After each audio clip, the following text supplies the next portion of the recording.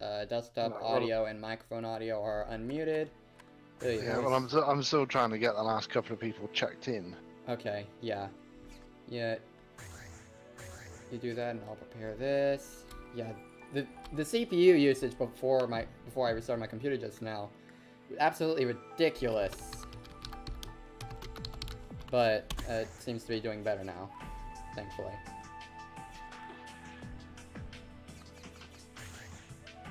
Much better. Alright, and now that we've started, I guess I can put it on the intermission screen now. And start the recording as well. There we go. Yeah, it's ridiculous. There is no reason for it to be up that high. I don't even have Firefox open right now. And I didn't before. Okay, so have you shuffled the seeds yet?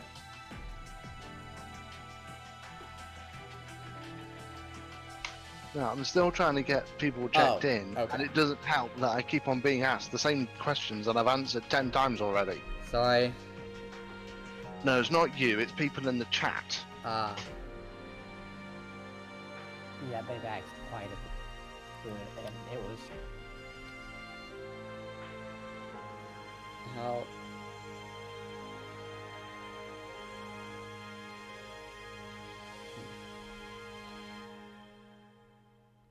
Right, we're just missing Carthus now. Because Duduzail's on the list, but is not participating. So actually, I will remove that entry. All right. What about Ikalash? Or Whack? Everyone is checked in apart from Carthus. All right then.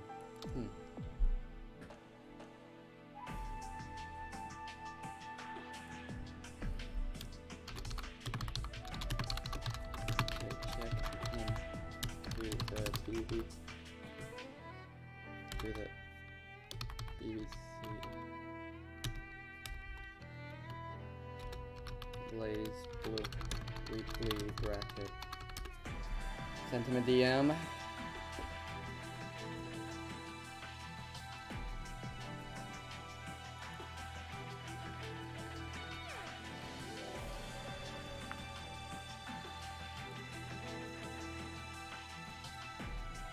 Right, I've done the shuffle.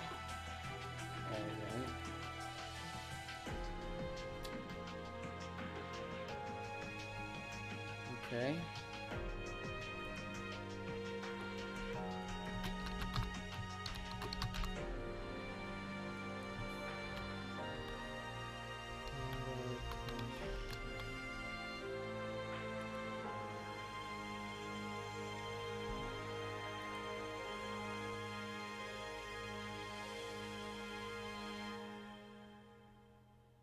Even with Sheffield, I'm still fighting Adorth.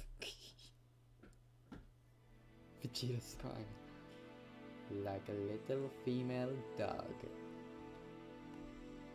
Alright. Oh yeah, I do need to send the new room lobby link for Mitsu. I'm playing arcade mode right now. Okay, there you go.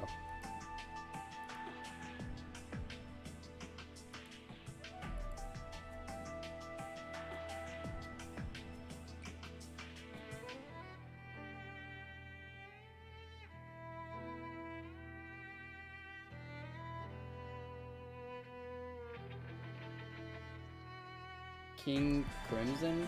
What? I have no idea. The only King Crimson I'm familiar with is the King Crimson that did In the Court of the Crimson King, i.e. the prog rock band. Yeah, I don't know about that. Okay, so we're gonna give Carthus until 5:10 to come up. And if he's not there by then, we'll go ahead and start.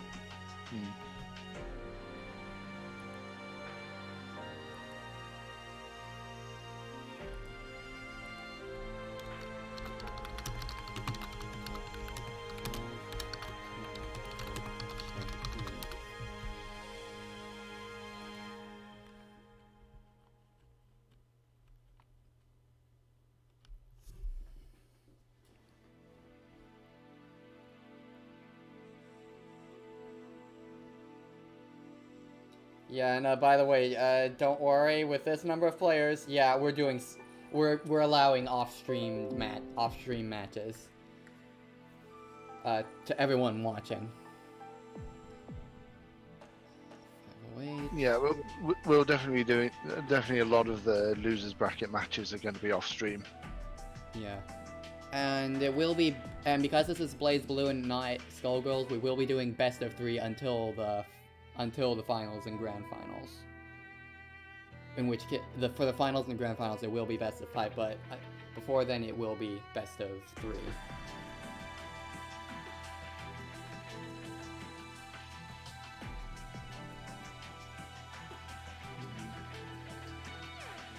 And as a reminder to everyone, if you didn't check the rules for some reason, switching characters if you've won a match is not allowed. You can only switch characters if during the previous match you lost for a set.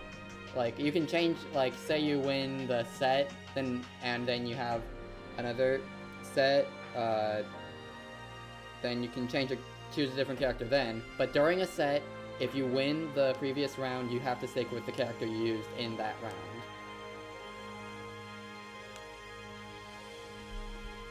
You're only allowed to switch if you're the loser of that round. Okay, I just have to bring it up because of last week. Okay, it's 5:10 and well, Karthus isn't here, so I guess Red Scarf, can you process the check-in results and we'll see what happens with the bracket after that? Okay, just double check. Yep, we've got 12 people checked in and processing. There we go. Oh yeah, and Alter apparently does have the best net play. I'm thinking maybe I should figure out how to hack in, mod in some flat backgrounds but that are fancy. Like fancy but not really CPU taxing to hopefully avoid lag.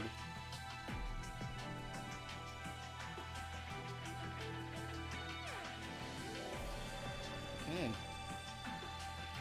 Good.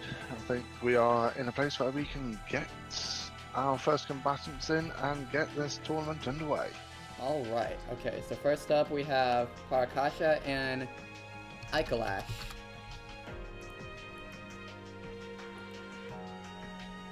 I believe one of them is a Tau player, and the other one plays.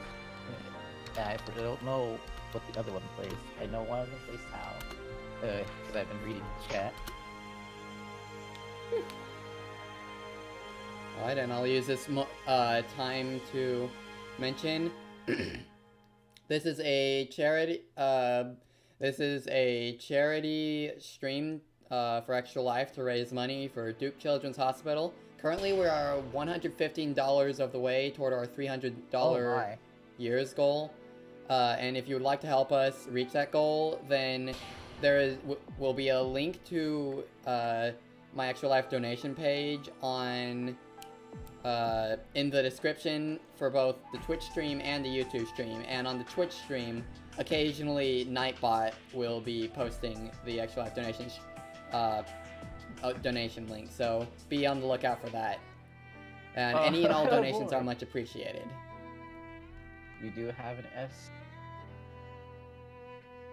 There is an S and a Tau, I believe. Alright. Okay, so Parakasha and Alan, you may start whenever you wish. And there they go. You mean locally? Because they got shuffled again. Okay. Alright, it is S versus, what character is he gonna go? Probably Tau. He's thinking about Tau right now. Yep. So we got Tau versus S. This might be an interesting matchup. S has a lot of ranged options, but Tau's pretty fast, so it depends on the skill of the player for this one. But then again, also, Tau has the worst... I'm dead, guys. Goodbye. That is not a net play stage. We'll have to- we'll let it run. We'll see how it goes. Yeah. Alright, so we got S versus Tao. This is the start of the set. And then Let's see what both players are doing. So Net play stages. Like, after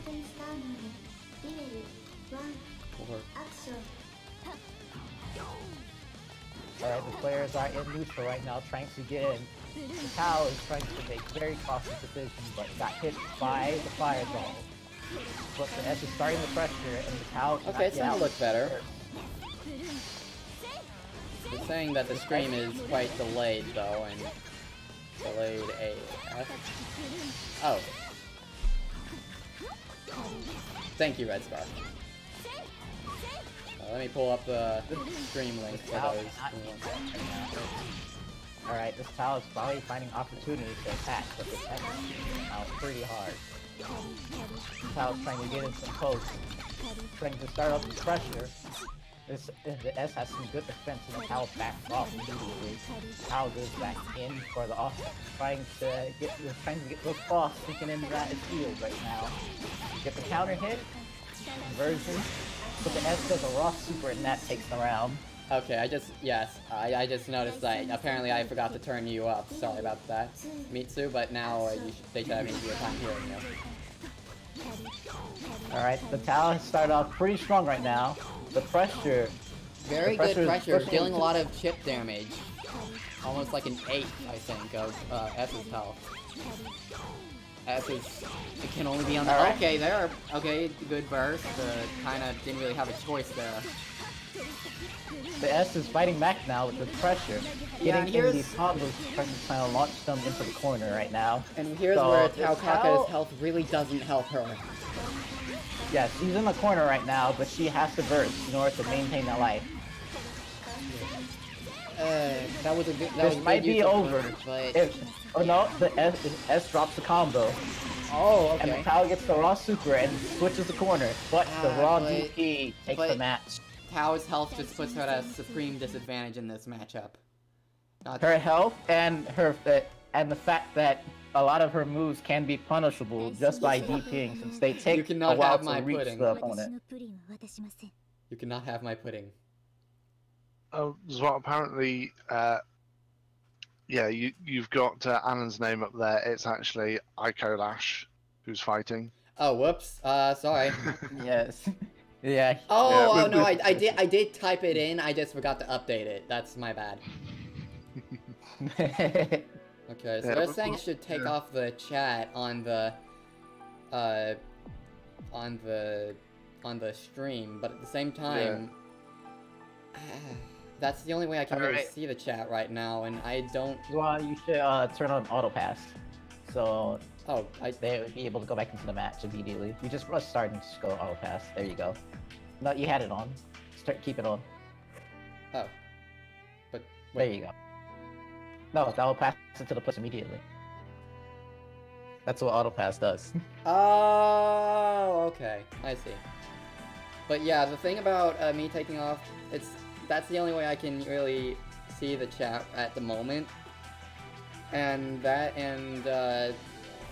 I want to have a way so that I can show the chat during a stream, but I don't know. It's I mean, if the players don't have if both players don't have a problem with the stage, I don't see why not. well, the players wouldn't be seeing the chat on like they're in their game, so that's a bit of relevant to the argument of the chats. We have a chat window. Yeah, but at the same time, showing the chat for the people who don't get. But okay, I guess for now, I want to find a way to be able to show the chat for archival purposes. Apparently, the match is being reviewed because they weren't playing on a net play stage. So Oh yeah, I forgot to even yeah. count the score, but so that's just not counting it at all. yeah, apparently it's not counting them. Just go switch to net play stage. Okay, that's all right. Yeah. Okay, so I guess I can quickly Encoding overloaded, of course. Well, let's just pull up the dashboard. This might kill... Okay, that is not my fault.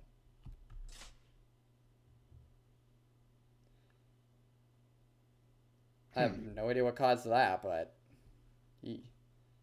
I'm just getting the chat pop-outs real quick.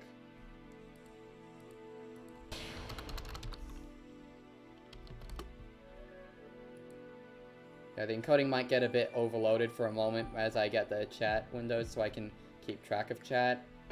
But that should only be temporarily, then I'll close Firefox.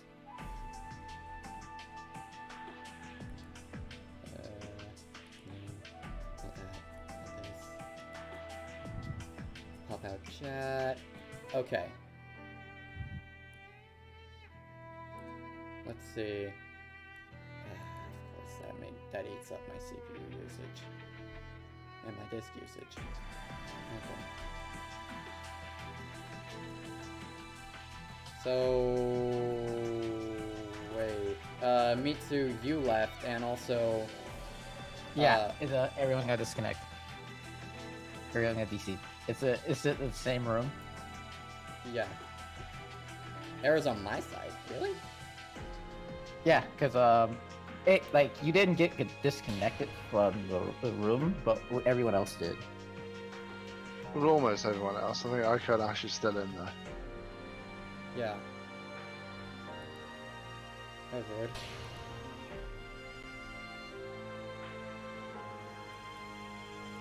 Okay, we are all good now. Okay. Alright, they're redoing this first match between Tao and S. Okay.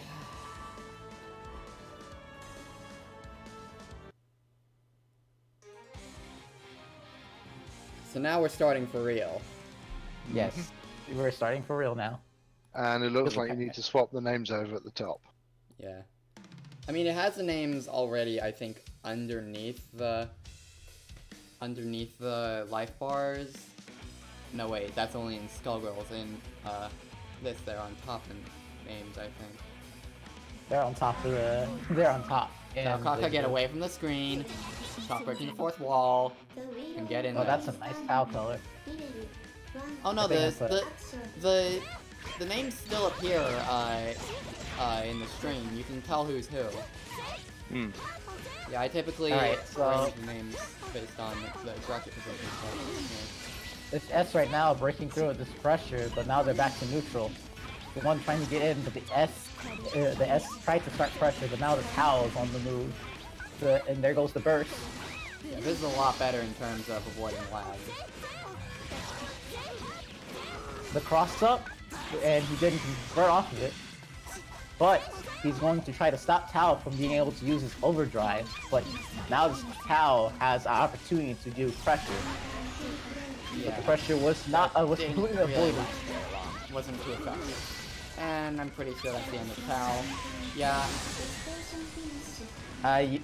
The Tao needs to be a little more careful trying to do attacks there. When the S closes right there close to him with the 100 heat, they can block and rapid cancel that super. The thing is with Tao, it's either you have to be quick, or you have to be. You can't really be careful with Tao that much.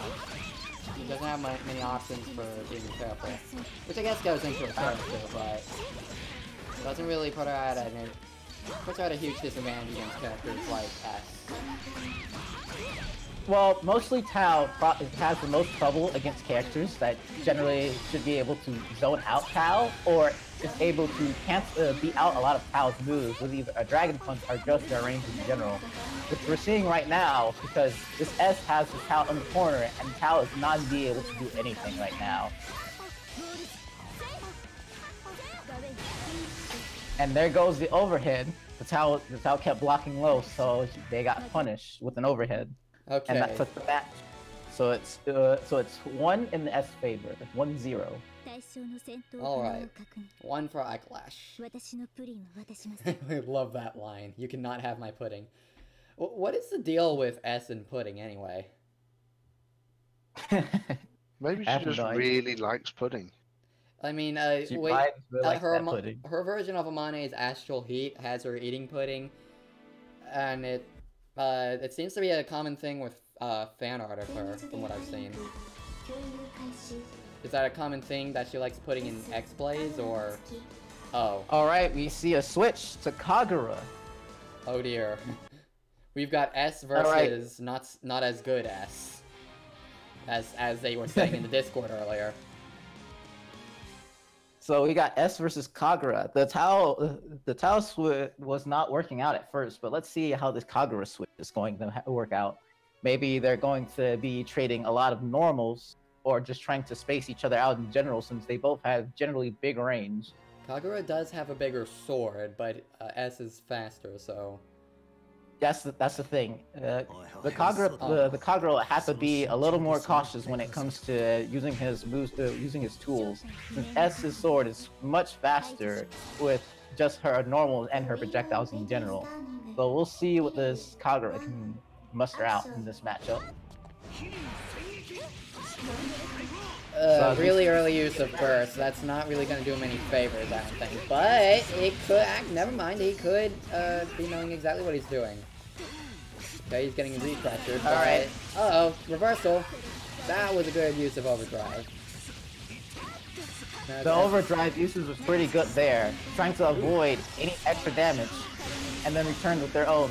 And now they have the super out, having the life lead, so now they don't have to necessarily approach, but they have to deal with Kagura's shenanigans. Right, so this is more even. The switch to Kagura really did Parakasha some favors.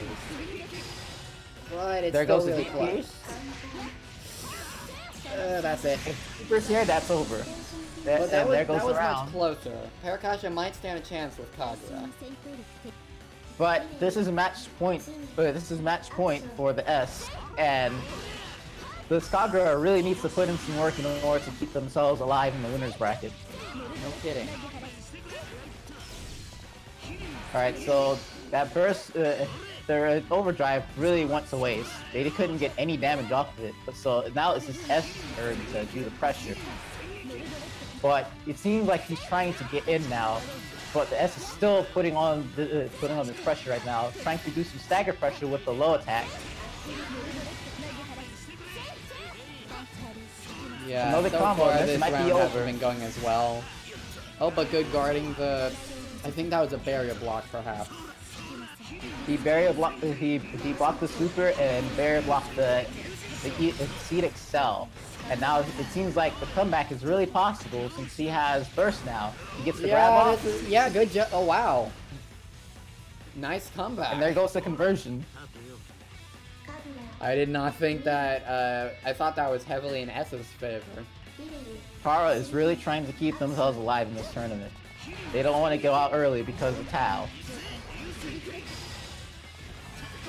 The Dragon Punch will put them back to neutral. So now this Kagura has to try to get in on this S. There goes the overdrive. Okay, I feel like we might see an overdrive. Okay. Well, there goes their overdrive options. The early burst, it did not seem like a bad option because they did get out of the situation and now they're back to neutral once again. They have the meter advantage, so yeah, they have a didn't lot really of get to use that active flow very much. Didn't really get much use out of it as he had to play defensively during the period where it activated. He tried to grab and got Dragon Punch. But he's in got the lead here. He is in the lead, definitely. But the S still has the meter lead, so she has plenty of options to rapid cancel and get herself out of sticky situations. Ooh, and nice double super.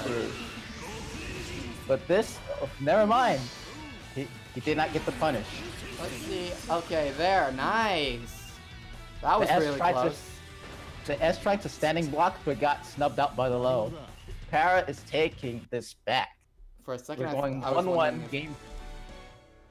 For a second there, I thought I thought Parakasha was gonna use crush attack, whatever it's called. Crush something. What is it called in the tutorial?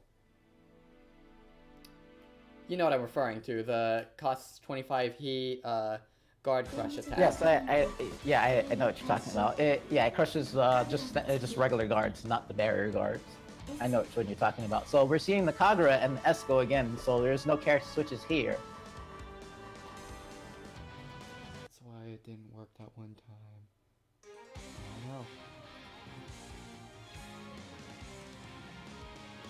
Okay. Alright, we're going into the last match of the set. Let's see who's going to be staying in the winner's bracket and who's going to be dropped down to losers. I gotta admit, I do like how they started with Old Gate instead of Alter, because Alter's an alright stage, but honestly, it kind of gets boring to look at after a while. Oh god, what is that color? What are these colors? They're not that bad of colors. They're pretty good. I like the green S. It looks kind of nice. I like the color play here. I've noticed a mod online for making S look like Elysis from Elsword, and I'm gonna have to get that at some point because I like Elsword, so I'm definitely gonna need to get that. Like the semblance is uncanny. All right, we got an overdrive users here. Oh, Let's see what this S can get off of here. Good. We're getting some pretty good damage, and we're going into the CXL to get 3.6k damage, getting that corner. Of course, the proration absolutely kills our overdrive damage, but if it lands like fresh, then it deals a lot of damage, like around half the opponent's health bar. It just didn't really do it there because, like I said, proration. Para not being able to use overdrive once again. We got the S using a rapid cancel to get this combo started. And the pressure is being put on as he is pushed into the corner. Para needs a good hit right now in order to get himself out of this situation. Oh, nice rapid cancel by Kagura, keeping that string going for a bit longer. But now he doesn't have the meter advantage, so he has to try to poke and try to get around the S in order to get some proper string. That was a very dangerous burst, but yeah. It was a very questionable burst. It almost worked out, but he got snubbed out by the fireball. Yeah, that was like... that was like... that... We've seen some nasty bursts in our days, but goddamn, that was probably one of the most nastiest ones I've seen. Yeah. But let's see how he pulls back from this, because it's looking like it's very in the S favor right now. Oh god, are we gonna see a perfect? He has overdrive right now. No perfect. He has his overdrive. He can definitely overdrive if he tries to attack. Since he does have the meter advantage right now, he can end it. Yeah, okay, there we go. Oh, okay, now you're just being flashed. Okay, and Ikalash moves forward in the bracket. So that's a 2-1 victory.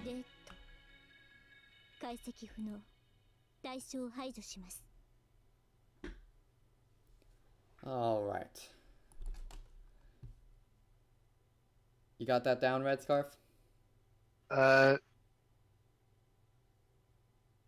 I hadn't actually hit the start tournament link, but that was for Ikalash, yes? Yep. Okay, that is recorded. Okay, cool. So, yeah, and so since we have the rule, since we have the allowed people to do matches off stream, let's see who's currently, who is available at the moment. Who has not started their match off stream, because we can get like Firefly and Ikalash if no one else is available, but want to check. Oh, Alan hasn't. Okay, so we can get Alan and Brian in here. Mm-hmm. Let me just put that in. Just remember, everyone can do their matches off stream, regardless if it's winners or losers. Just we just need to get this going. Mm-hmm. Yeah, we've got a lot of matches to get through, so.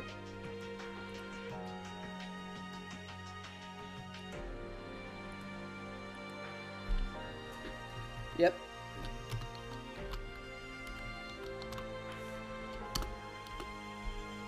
Oh, and as a reminder, since Brian's here today, we will be doing the podcast I talked about today.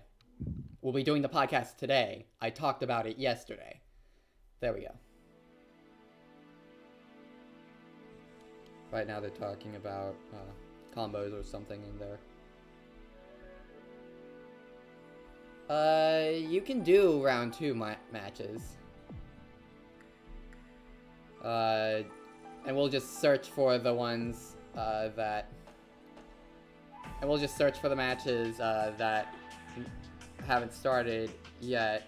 We'll just search for matches to be put on stream when we need to find matches to be put on stream. Yeah. So yeah, Alan and Brian, get in here. Although I will say what we will probably do is the losers final, the main final and the grand final will all be on stream. Yeah, semifinals, losers, round 5, and finals will be on stream. I would say top 8 should all be streamed. All top 8 should. That's my opinion. Top 8. That's yeah, top 8. You mean like starting from round 3 and losers round 4, perhaps? Or no, wait. Well, it depends. If we have a small amount of players, we should probably only do top 4, the winners and losers. Like depending on how many we have. If we don't have that many, we can do top 4 winners and losers. But we have plenty, we can do top 8 winners and losers. Okay, we have Alan in here. We need Brian.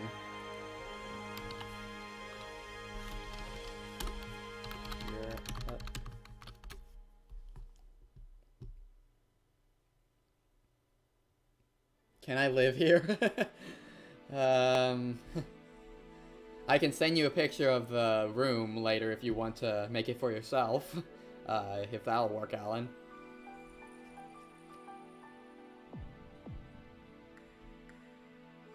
Oh, okay. Gotcha. Okay. Let's see here. How to invite friend. Brian. Mr. B.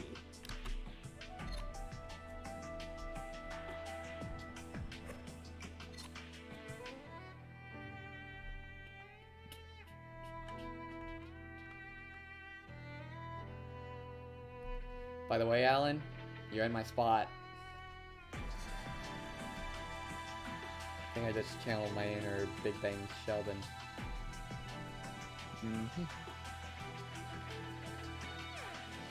Yeah, that is very important. Thanks, Red Scarf. For those who are doing their matches off stream, you are responsible for reporting your matches to the challenge bracket, and please be honest about the results.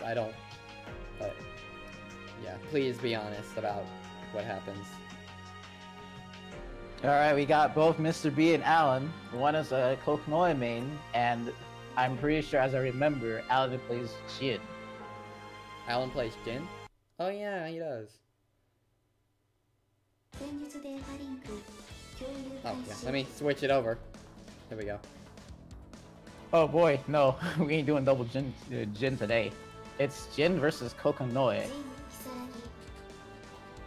I wonder what color we're gonna see from Brian's Kokonoi today. Likely the usual special custom blue. I'm pretty sure he's trying to find Ultra right now. Yeah. I also recently found a color for Kokonoi that makes her look like Blaze the cat, which is very fitting, minus the firepower. And then there's also one for Platinum that makes her look like Amy Rose, which is also very fitting given the Pico Pico hammer. I actually sent you a picture of that one, Red Scarf. Yeah, I noticed. Bit slow to start, but yeah.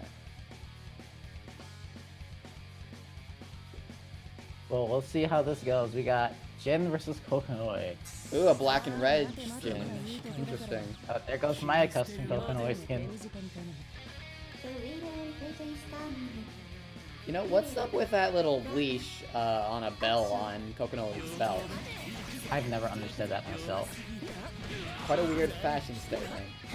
Even weirder. Alright, we got an early counter hit. Ooh. But Alan looks like he is doing a lot of more things than he used to in the last tournament. Yeah, he's doing pretty much better. Well, Oh, I last get it. tournament, This is a Ragna color for Jin. That's interesting. But yeah, Alan seems to be doing a lot better, I say, as he starts getting mauled by Kiki. Alright, there goes the wake-up buttons. He has the life lead right now, so he definitely does not have to approach, but he doesn't want to push himself in the corner like this, because Mr. B wants to take advantage, but he turns this back into his favor pretty fast.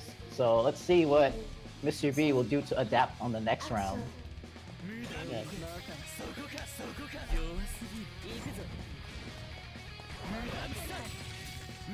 And he got anti-aired. And these combos, see, I've never seen this from Alan before. He seems to be knowing a lot more of his character right now than he did last tournament. Definitely. Yeah. No kidding. He's actually capable of doing things now. Like getting hammered down to the ground. Alright, that was a very weird burst. The Kokonoi did not know how to convert off of that counter, so the burst was wasted, but he does not seem to be phased by not losing this burst because he has the major life lead right now. Brian cannot find a way to get in on this guy. Yeah, that was a good counter.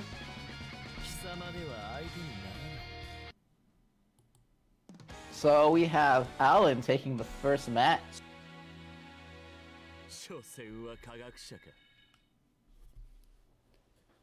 Alright. Getting more headway now.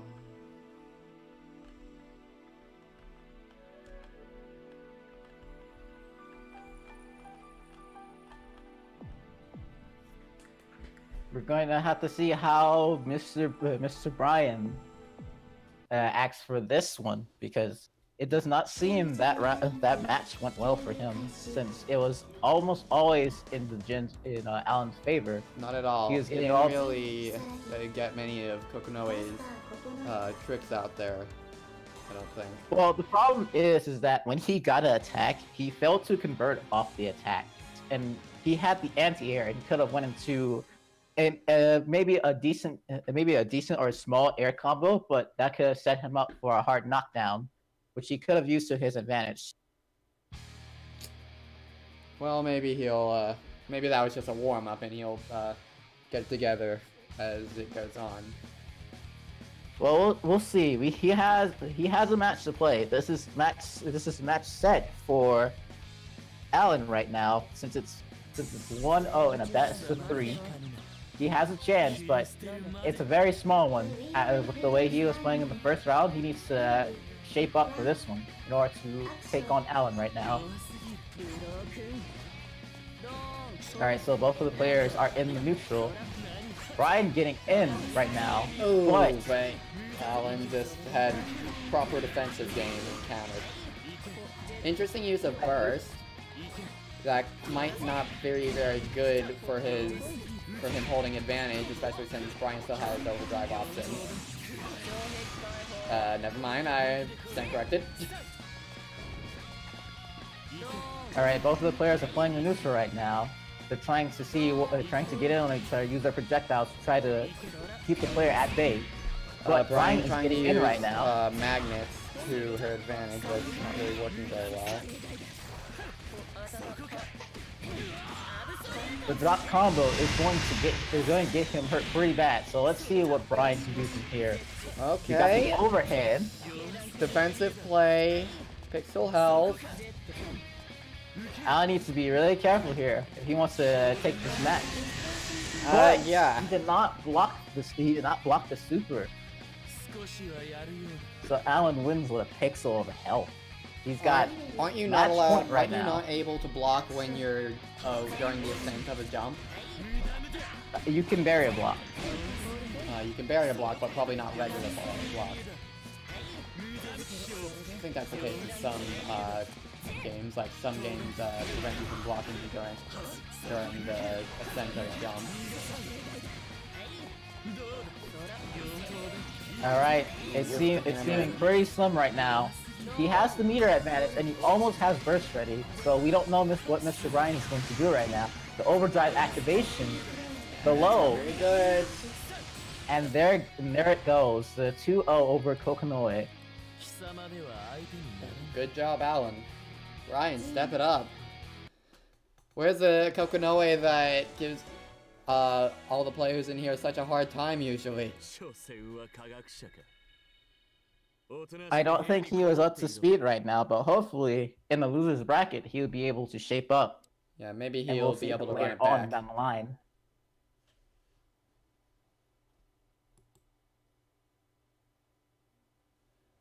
Alright, so... you two figure out who can come on stream, and I'll send Mitsu the link to send them when they figure out which one. Yeah, I've already sent you the link twice, but yeah. I need to quickly go to the bathroom. Right. Well, I'm assuming that either the next match would likely be Adroth and Alan. The next match on stream.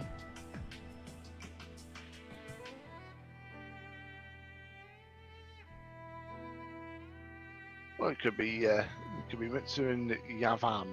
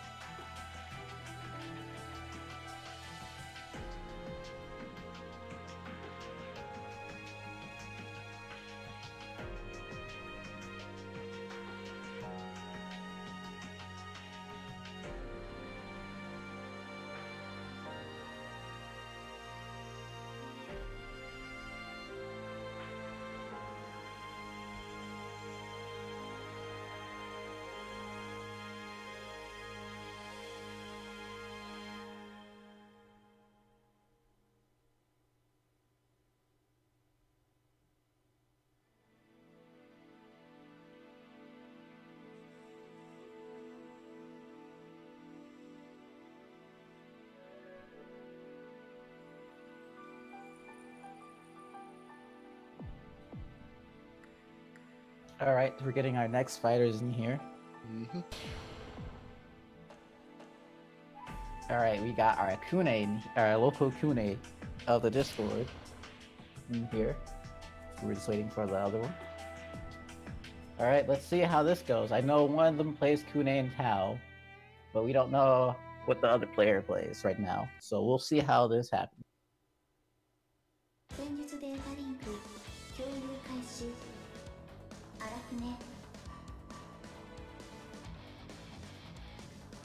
Oh, we're seeing Arukine versus Amane. They started the match because Zwat's still away and we're not actually showing the match on the stream yet. Oh, really?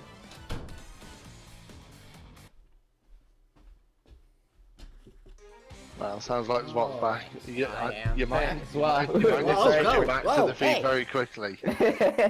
Whoa! Come on. Warn me when... at least tell them to wait for me. Who's up? This is Eve. This is Eve and... Karen. Yeah. Jeez.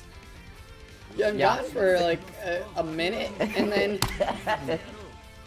Alright. This match is going to start soon. So. Okay. Yeah. Right. So, Alright, we Eve got is the getting early early advantage, but, well, kind of a forced use of first there. Alright, And- Eve bursts out of the corner because Kune does not want to be pressured at all. So I can understand his burst usage.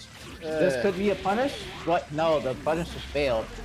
But right now, Kune has the corner, so he can get some first setups right now. Yeah, recently first I've is learned active? how to at least with Lambda punish the shark attack. Apparently her low jab works wonders there. There goes the pink Kune. Alright. Taylor did not seem to be pretty into this match right now when they started, but let's see how they shape up in the second round. Because Eve is getting these overhits, trying to start this pressure and get this curse going. But right now they can't get out of the corner. Eve Yes, is so far pretty this good. looks really one-sided. All right, that was some excellent blocking. Let's see how you get from here. You have burst, and you don't have the meter advantage. But now you're in curse, so this might be over. That's over. That was a pretty fast match. No kidding. Let's see how this gets shaped up in match 2. Because what the problem was is that the Amane was allowing Kune to get in and not punishing a lot of his sharks. So Apparently Eve Stitch is shaking after that.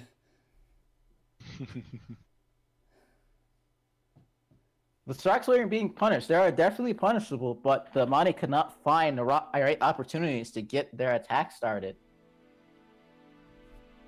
But let's see how they shape up in round 2. I noticed he had some pressure at times against Eve. He just needs to try and get more of that to stand a chance. But Eve's Arcane is really scary, so yeah, if you come underprepared,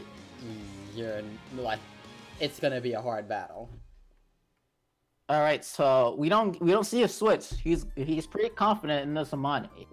So let's see how he shapes up better in this match compared to the last one, because the last match he was not very awoke, because he was getting hit by a lot of things that he could have punished. Yeah, he was thrown around like a rag doll. Well, let's see if he has awoken in this next match with this Amane, because we want to see something from this right now. Okay, good Let's defense. see, he overdrives. Okay, and That- good use that- of that was it. drive, the pressure. Oh, nice conversion. Okay, here now we're getting somewhere. He's getting some positive, right? He's getting something positive out of using that overdrive so early. But now he has active flow. It's just. But now he's getting confused by Arcane shenanigans, and that's not really helping. And there goes the curse, and he might not be able to get out of it. The barrier break, jeez. The sea bug. As Eve told me before, in order to avoid getting broken by that sea bug, you have to barrier it as soon as you see the white flash beneath your feet, because you're not going to be barrier blocking the entire time. Otherwise, you will get it broken. So we're seeing that not being put to use on the other player's side. He keeps jumping into these clouds, getting this curse just ready for Eve right now. But he might not be able to shake up out of this since the curse has already started. That was a very quick 2-0. I got lost there, and then by the time I tried to catch up, it was over. The problem with the Amane is that the fact that they were using too many tools to actually punish Eve, especially with the early overdrive at the start. They got damaged, but they weren't able to pull through at the end. Yeah, they were trying too many things rather than sticking to something consistent that worked. Okay. Well, for the next stream match, shall we get Mitsu fighting? Oh yeah. Because I think Adroth and Alan, they're already doing their match off stream. Alright. And Sounds like you're up, Mitsu. Yep. I just turned off auto pass. Yeah, and then Orpheus and Eve Stitch, they can get their round 2 match done off stream if they like. As can Firefly and Karen. They can get their losers bracket match. Okay.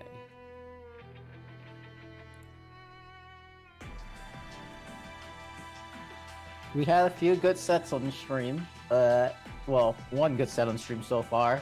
The other two have been rather fast in terms in terms of the other players' gameplay.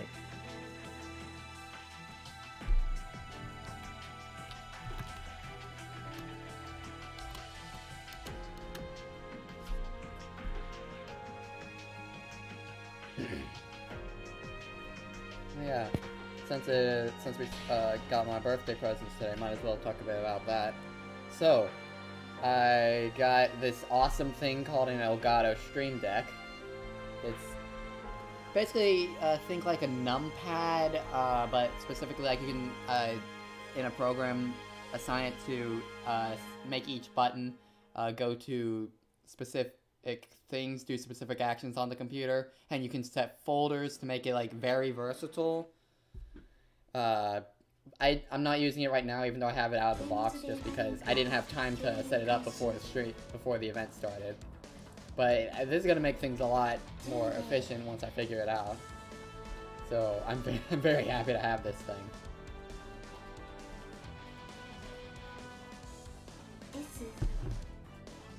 On top of that, I got a neat tote bag. Sister got me DBZ and Sonic socks. And I also got a weighted blanket. Ooh, Jubei's theme. Don't think I've actually heard this one yet. And a little Sonic chibi keychain for my Sonic backpack. Woo. Okay, and that ended just in time for me to start commentating on the match.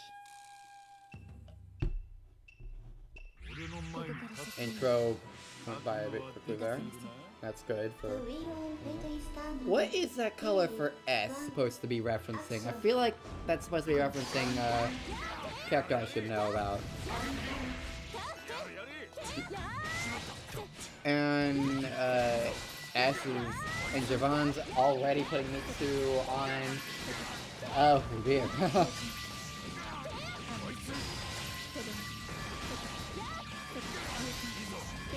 Oh, that's who it references? Fine. Well, thank you, Parakasha.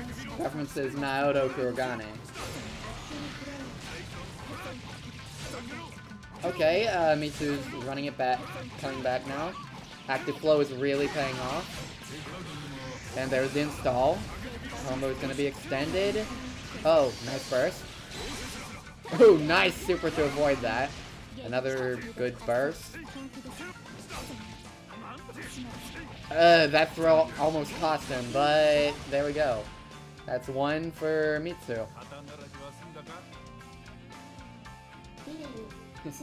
That was really close.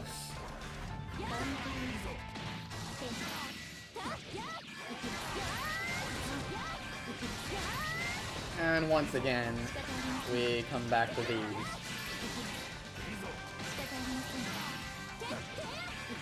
Let's see if Psych can pull that comeback shenanigan off again. Nope, not even gonna get the chance. Okay, so we've got a pretty competent S player here. It was iClash was the other good S player in the first round, right? Or was that Parakasha? I honestly can't remember. I think that might have been actually Parakasha.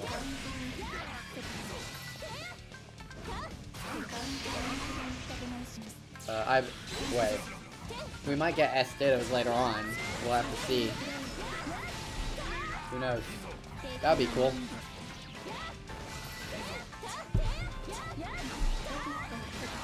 Oh, dang. That's that for the first round. Going to Javon. Okay. Ah. Thank you, Parakasha.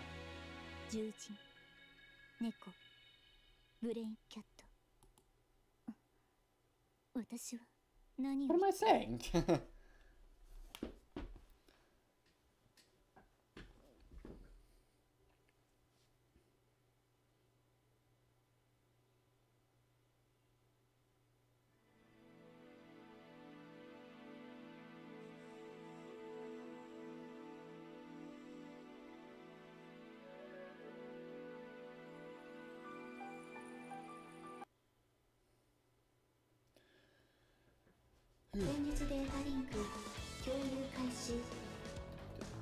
Okay, so is yeah, I figured Mitsu wasn't gonna change characters. Gyubei is basically his character.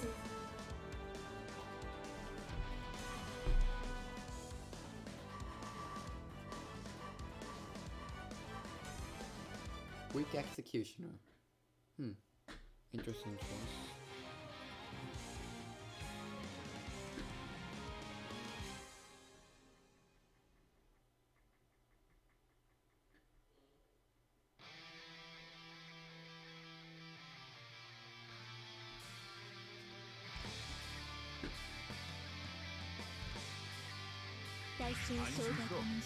Okay, so let's see if Mitsu can do a bit better this round.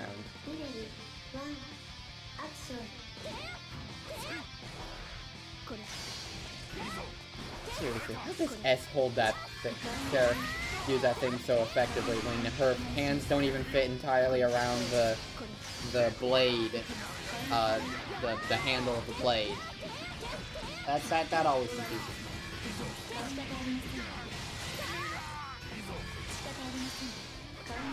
Well, we've got a quick update from the match that was happening off stream. Adroth has beaten Alan. Oh, okay. Their round 2 match. Alright.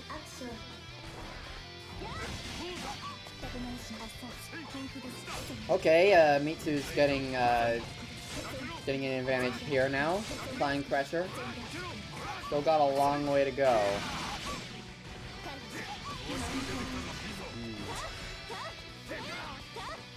We need to look for the counters, of which S doesn't have a lot of openings. Especially one that has a very good defensive play like Javon's. But that's the way to break through. And just one fireball for Spike.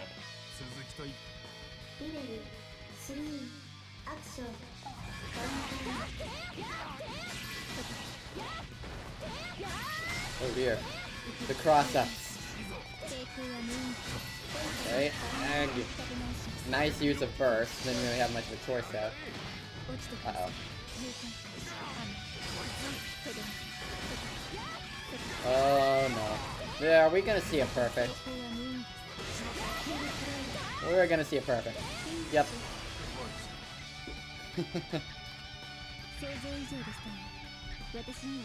Okay, that's another for Javon. Javon moves forward. Jeez, that perfect. That went one-sided each match. Each round, one of us, it went one-sided. He got a perfect on you. Oh, Eichel. Okay, oh, okay, have Eichelash and Javon started their match already? If not, I'd Well, they can't have, given that one of the combatants was literally just fighting. Oh, fair enough. Well, let's get them on stream. I kind of want to see a, I kind of want to see an S Ditto, if possible. Well, 2 competent S's. That's because that's really, I think we might see something there.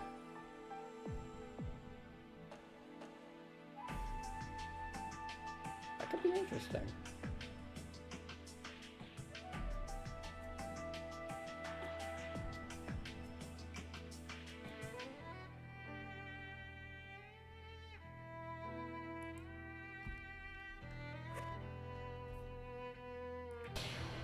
Okay, we have Eichelash in here, I think. Yeah.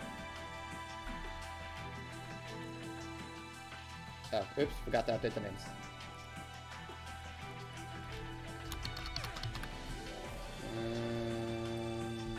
There we go. Okay.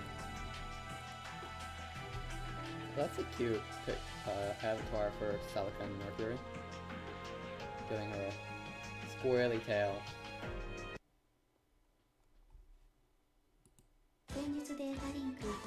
Okay, so looks like we're... Oh, he's actually switching. You know, about my match, I did kind of get 2-0, but at least, like the other matches, I didn't lose both rounds. Oh yes, we're getting an S Ditto. Oh my god.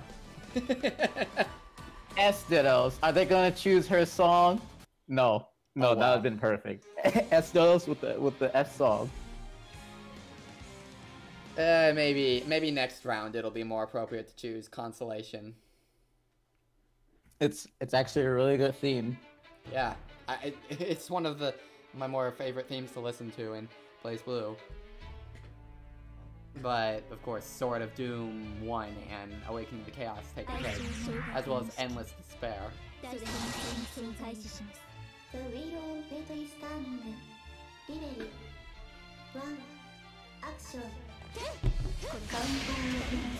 Okay, so far Alright. very even. Alright, we got the Drag Punch and we got the Overdrive, but Overdrive was wasted. the Overdrive was wasted due to another Dragon Punch input by the other S. Yeah, but we so got- far the match is really even. There's, even though Aiko has meter advantage, Javon has active flow, but isn't really. I don't think he's using it. I mean, to be fair, it's kind of hard to tell which is which, but.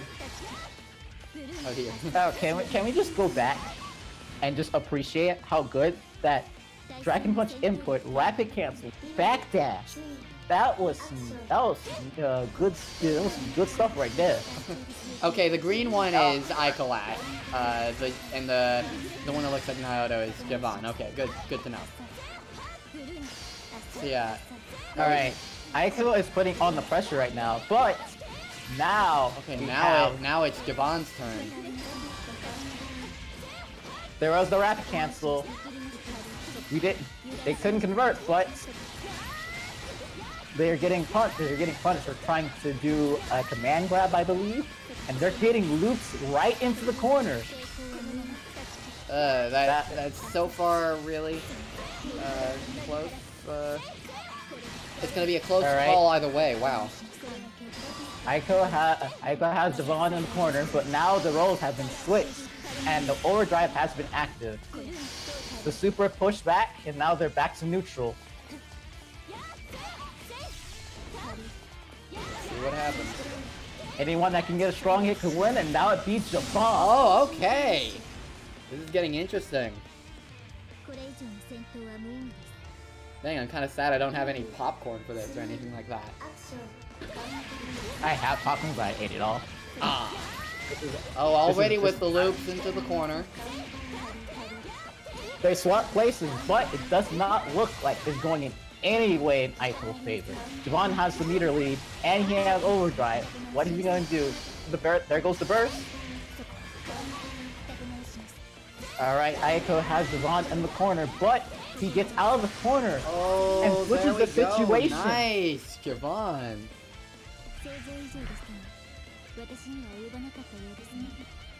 Yeah, I'm not particularly rooting for anyone here, but that was good play.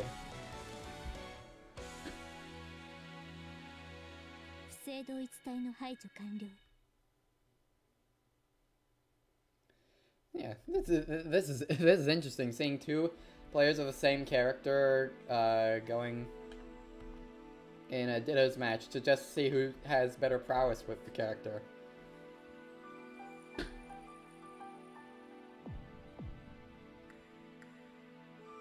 I don't think there's going to be a character switch here, so we're going to be seeing another S Ditto, since it wasn't that far off in anyone's favor. It was just... the worst was in the worst in terms of being different was in the second round with Javon having more of it, just gaining more of an advantage, but they both are pretty even right now. Black and white again.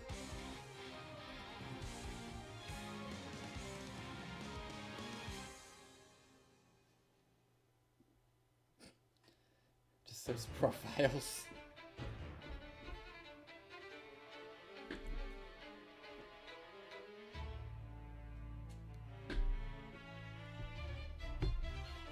Alright, we got our best friend, the Alter, with 2 S. Aiko being the green S, and Javon being the Naruto S. So let's see how this starts off. We're starting off with an early anti-air into the combo loop. He's getting pushed into the corner right now, so... But Aiko got out. And now it's Aiko got out there. Aiko's turn to lay on hurt. Well, Javon is not in the necessary good position since he's in the corner now. So Aiko has a lot of time in the world to do some pressure, and that DP will be punished. I think Javon is not bursting because he needs to save it for the next round. Yeah, at this point it was too late that he couldn't really get much mileage, so he decided to. That was smart, saving it. So let's see So if now it pays he off. has overdrive for the next round. So let's see how he'll utilize it in this round. Let's see what he'll change or when he got pressured in the corner. So And we have an he early took burst Aiko's from burst. Aiko. So this could give Devon some. Devon does have burst advantage. Aiko has meter advantage though. Just a bit. Oh wow! No! Cool. Oh, Okay, here we go. Oh no. But Aiko is pushing back after that fatal anti-air, getting him in the corner. Now he's back in the same situation he was before, and he uses the burst. So let's see if Aiko can close it off and lead to a game. Yep. There Okay, go- we're going to game 3. There it goes to low to the overhead to take the match. Oh, nice by both players. Good job, Aiko Lash, taking it back. Alright. This is to see who is the best S right now.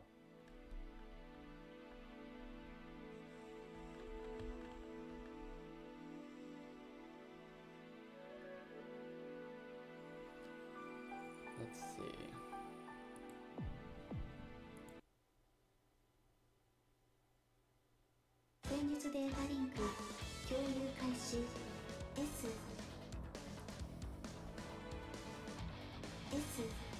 So neither player is going to change since it has been pretty even on both sides.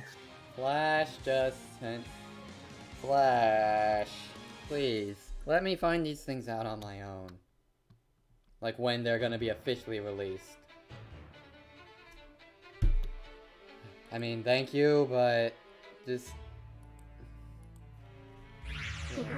Oh well, anyway. Back to the match. We got Nestero for the final match of the set. So let's see how this is going to go. They're playing neutral right now and both getting out the counter hit. Okay, Aiko's Trade. gaining advantage early. That's good. The trade was in Aiko's favor because now he's pushing Vaughn into the corner. Vaughn has overdrive, but I'm not sure if he's trying to save it for the next. No, he's going to use it now, but it doesn't seem to be a very good use of it. Alright, he gets the anti-air. Aiko's out of the corner, so he needs to try to figure out how to get them back in the corner or start some pressure right now because Aiko is capitalizing on all of Vaughn's mistakes.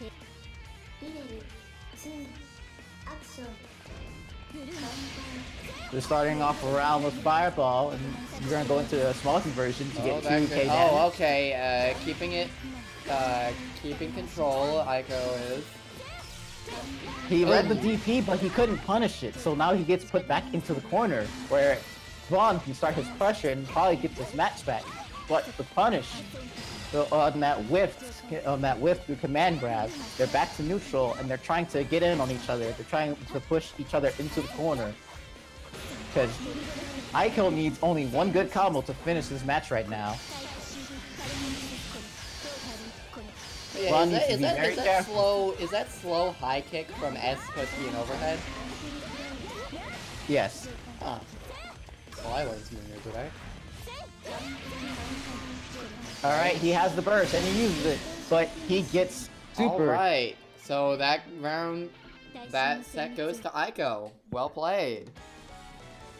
2-1 Aiko. Alright.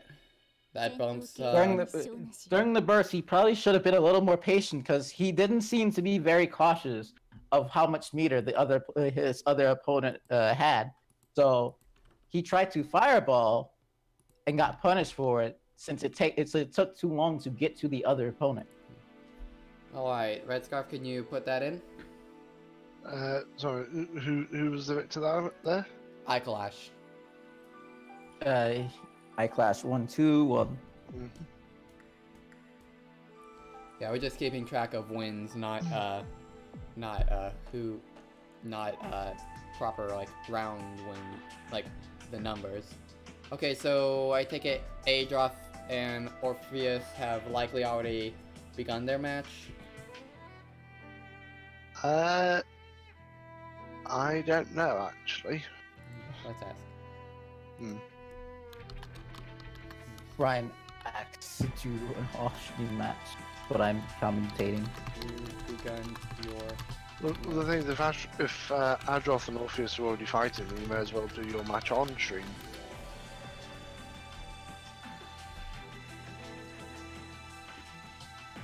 Yeah, Brian wants to do his match. Orpheus is just chilling. Okay, he's fixing his controller. What's wrong with it? Well, Brian wants to start his match, so. Unless, okay, then I guess we can do. We can begin lose bracket now.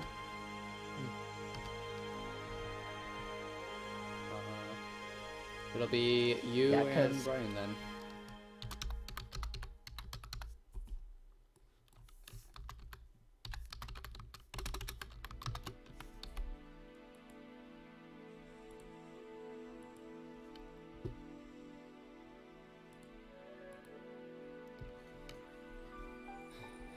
You were saying something about maining Termy?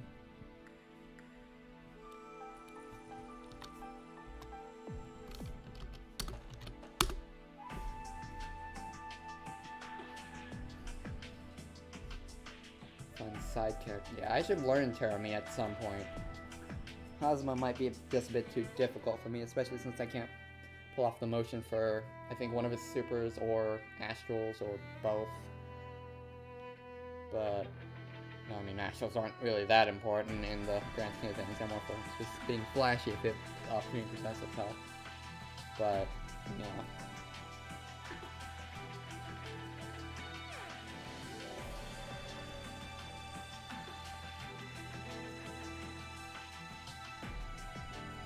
Oh, right, I keep forgetting I need to invite Brian on. Invite Brian to a theme.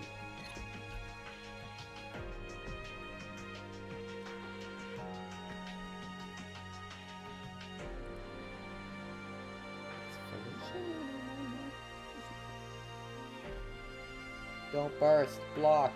Don't tell me how to play. I'ma cover you in bugs if you burst. Just a tip.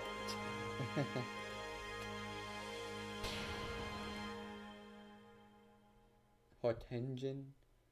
The other supers don't matter. Yeah, that's the alien language to me right now, Firefly. I know that there is a super aware Termy says Hortensian. I just don't know which one it is, and I'm not gonna know until I actually start properly learning them. So, or at least it won't really stick until I start properly learning them. But you know. Oh, okay. We've got Jubei versus Kokonoe. Battle of mother. No, not mother. That's 9. Father and daughter. Familial. This should be entertaining to watch. Interesting. That's the word I meant to say.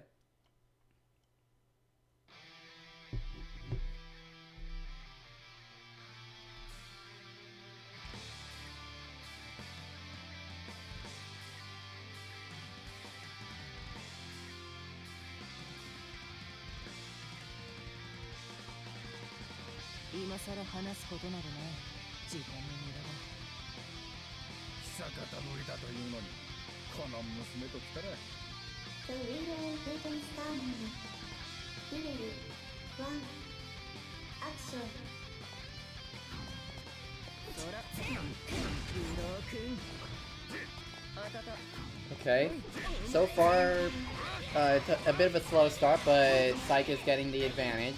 Let's see.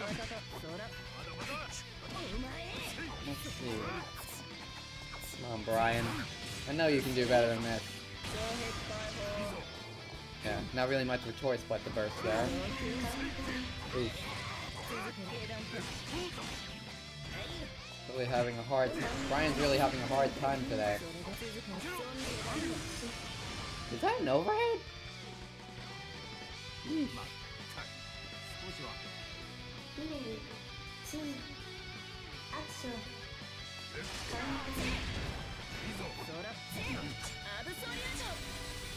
Okay, good. Whew. Defensive play by Snipe.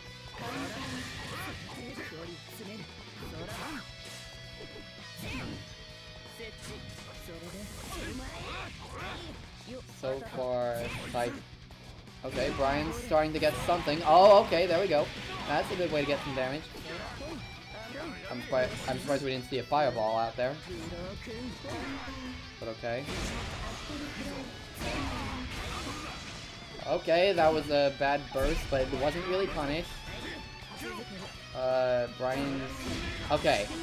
Good use... Okay, got to use active flow to a bit of an advantage there.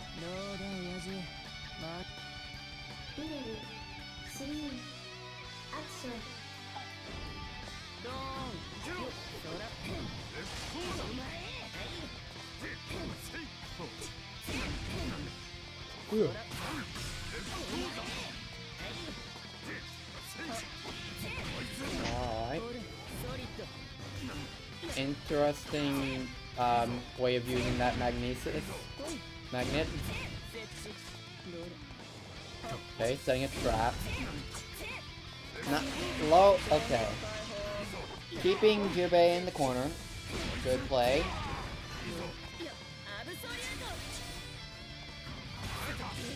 Ooh. That might not be very good though. Oh no. Still keeping him in the corner. Oh, missed the wrench though, and that... Oh. Wow. Brian's really laying down the corner combos now. But now mid-range. Oh, couldn't get the ice out. Even that I don't think it would have worked with the super. Interesting use of the fireball, but it worked. Okay, first round goes to Brian.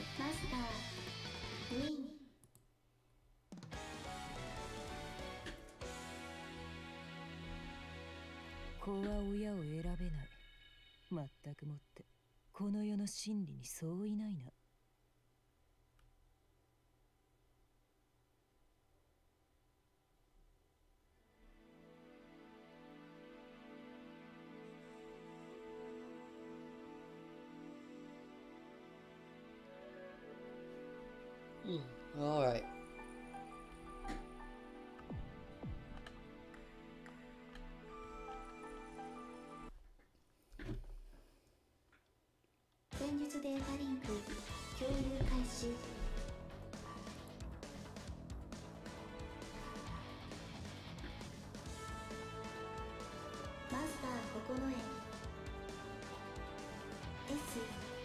Okay, Mitsu switched to S. That's interesting. And chose Unlimited Izanami's theme. Is this him getting serious?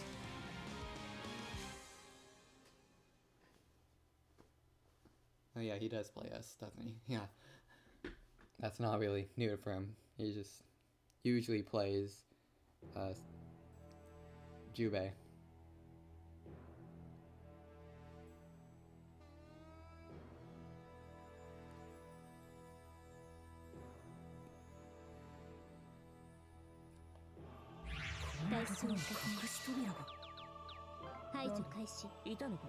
The wheel on fate is turning.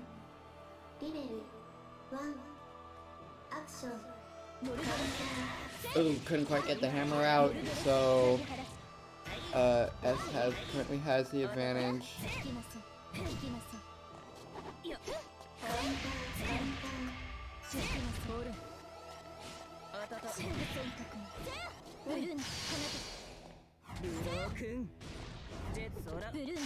Pretty defensive play from both contenders here so far. But the cross-up didn't really get much damage in there. But Brian's in the reds.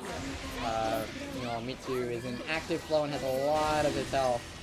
And yeah, that's that. 想定の範囲内です。リベル2アクションよせお正解そらアブソリアートカリカリほらカウンター Yeah, Brian needs to step up his game and figure and remember his combos if he wants to. Oh, nice use of the pushing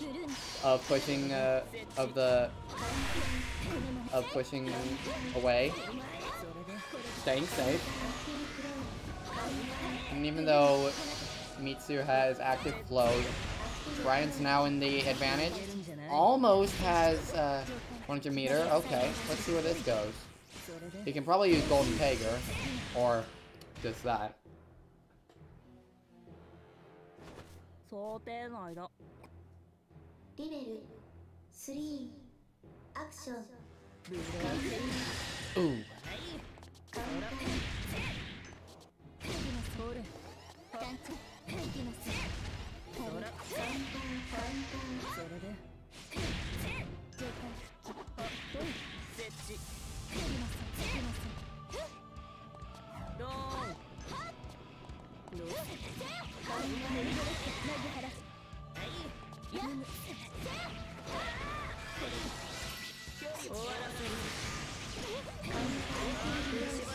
Okay, an overdrive attack. That isn't gonna close it out, but it might. But it'll certainly put him at an advantage.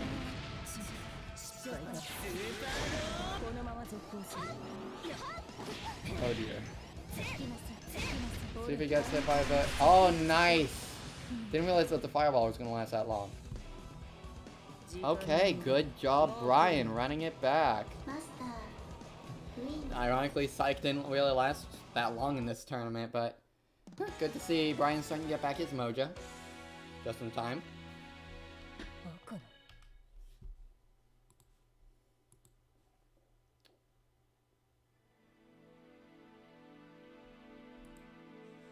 Alright.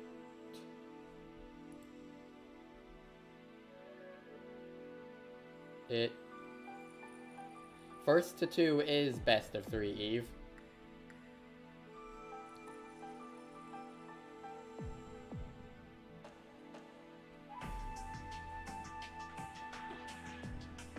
Okay.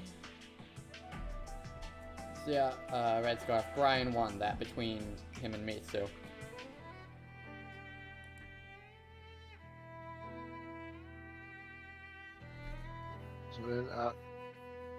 Well, right now I'm just trying to figure out exactly what happened with Calamity and Alan because they ended up playing a best of 5. Oh. Oh dear. Yeah, so I'm just trying to sort that out. That was really difficult to play in. Well, I'm not going to be mad about it. I got food. Yeah, you helped Brian get back his mojo at least. You actually didn't last very long in this tournament, surprisingly. Not to say you played poorly, just I'm kind of surprised. But I guess. Well, the situation I was given, I couldn't play Jubei, so I had to switch to S because that's a better character that I can deal with in this kind of connection. Since I can't really get as much combos off, since my inputs are kind of delayed, so that's the only reason I switched to S. In any other case, I would have stayed Jubei. Gotcha.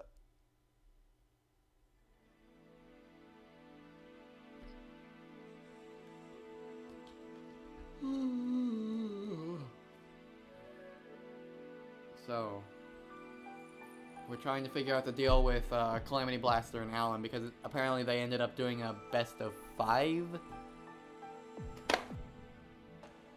Yeah, and I'm now having Discord issues, which is making things rather more difficult.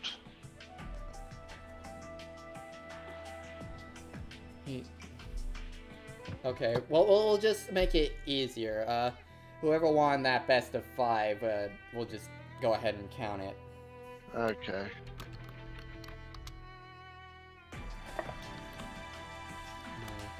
Okay, well that's put on. Alright. Okay. Discord's caught up. Cool. Right. Didn't get to fight fire. Okay, whatever that issue I had with Discord must have been local because Okay. it's all completely cleared itself up now. Okay, so let's get Parakasha on stream, I guess.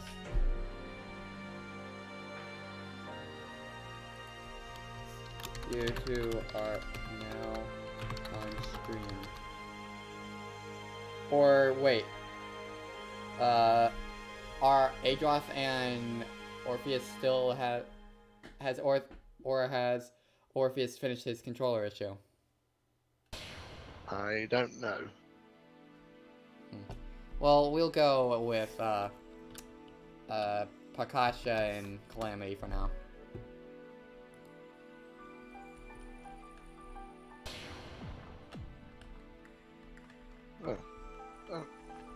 Yeah, they're about to start their match off stream from the looks of it. Oh, forgot to update the names! And they're already in the character select, so I'll update the names on the fly. Okay, so who we got on stream? We've got Parakasha... And Calamity Blaster. Yeah. Okay. Just...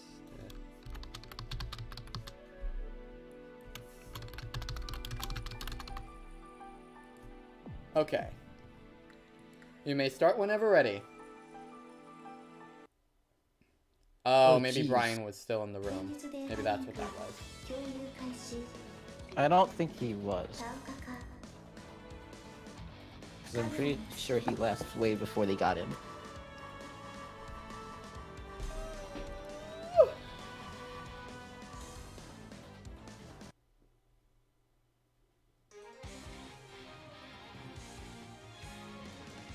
Alright, so we've got Calamity Blaster and Parakasha.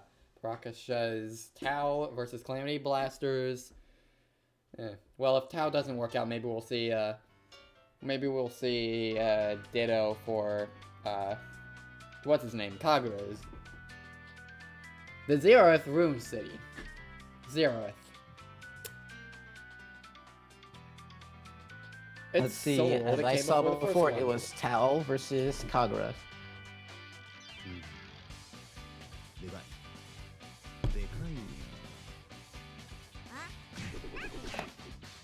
Got me some food right here. I feel like Tau Kaka's color is referencing something. I'm not sure.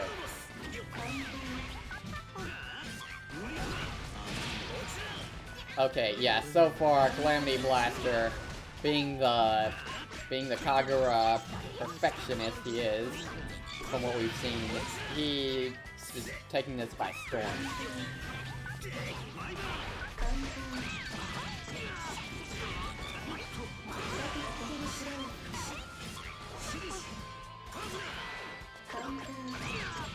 This town needs to figure out something to get back in this game. Because right now, this town cannot even get one combo started, and that's a problem. Yeah.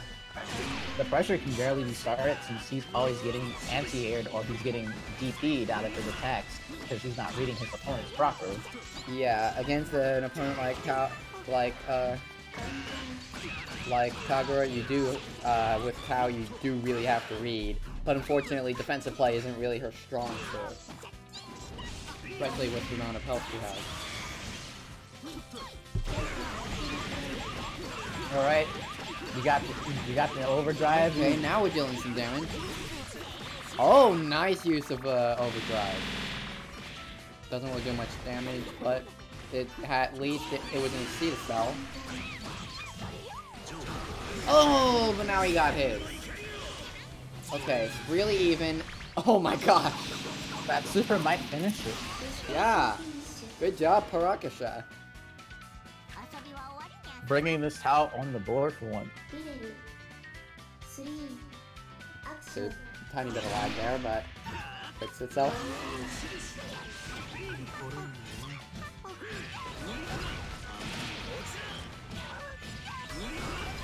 Oh jeez. Calam with this corner pressure, he's not letting his Tao breathe at all. Not at all. One more hit Perfect. and it's perfect.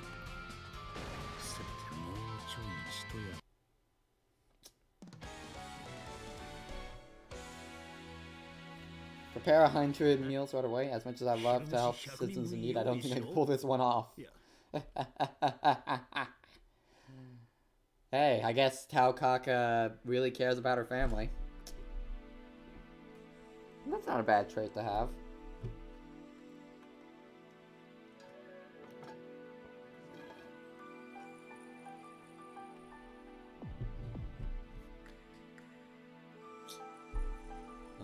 Okay. You know, whenever I see my avatar of Lambda in a lamb with lamb horns, sheep horns, and a sheep costume, it just makes me laugh because she's a little lamb doll.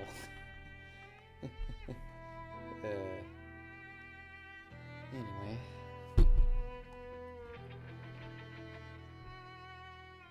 You guys gonna do the next match?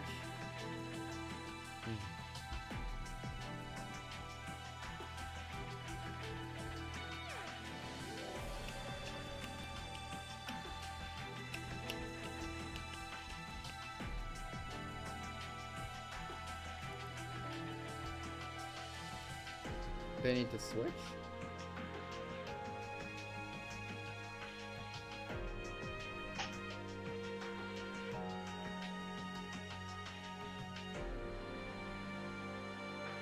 I don't know exactly what they're trying to do here.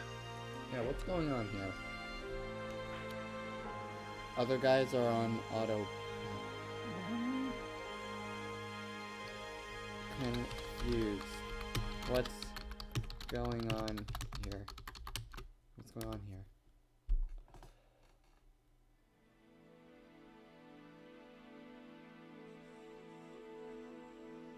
Yeah, it seems like they want to switch slots, like, I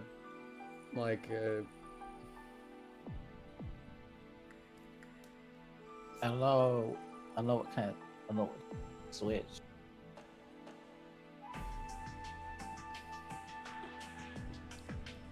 I get feeling Alan. No, what? Someone has to. Oh. There we go. Oh, okay. I'm guessing they're switching player 1, player 2 spots.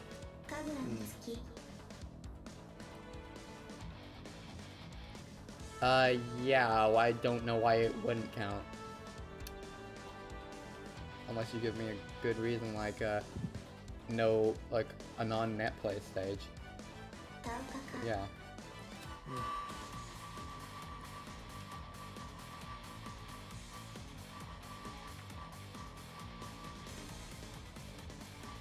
Hmm.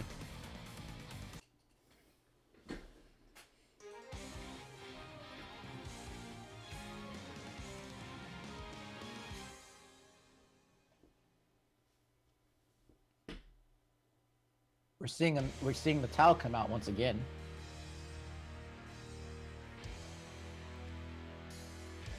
Ooh, the Highlander. I like this thing.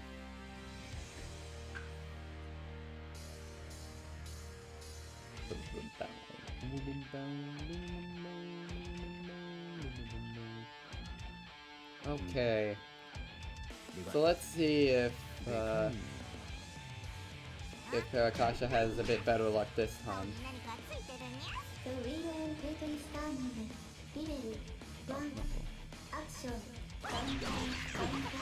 Go.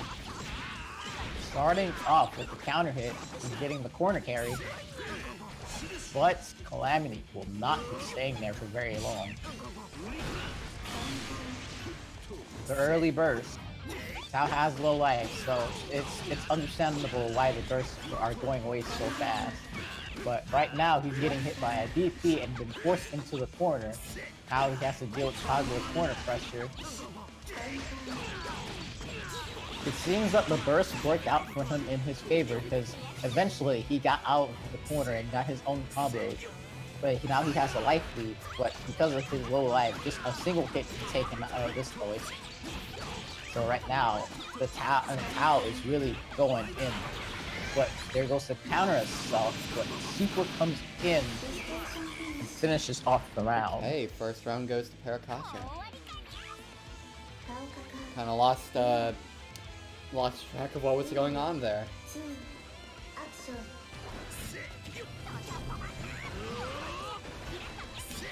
Okay. Alright, the early hits into the corner He's carry. getting a bit of more of an advantage here, as per usual. In about 10 seconds, that was about half her life already gone, so he cannot be Quarters, 5 to 6, I think. That's all and of it. this one single hit is all he needs, because Tao has such low life that only a couple hits at the end of the match could just seal her fate. Okay, well, so I didn't know that Tao Kaka can crawl. That's interesting. Yes, Tao Kaka can crawl forward, and she's able to low profile some projectiles, like how Jubei does when he runs underneath Jin's projectile. Yeah, I noticed that she, those, Kaga's orbs just went over her head when she crawled. Alright, the Tao's staying alive right now, but she has no burst. So Tao is in a pretty bad position being in this corner. The counter assault. The whiff super, but it doesn't kill him. So he has time to back off. He has about 48 seconds to try to get himself back into this match. Let's see what's Tao. If Tao makes one mistake, this could be the end of the set.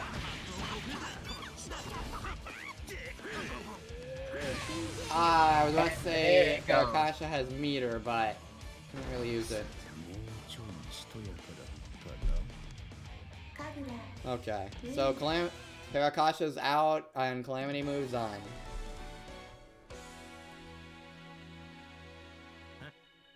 昼飯100人分用意しろ。いや、困ってる市民は助けたいが、今すぐ100人分ってのは。Alright. So I take it Adroth and Orpheus have already started their match. I would assume so, but I'm not entirely sure because it doesn't say in Discord that Orpheus is playing in BlazBlue. But the they thing may about have that feature Discord, turned off. yeah, the thing about Discord is that you can turn that off or on, Yeah. and normally it's automatically set to off.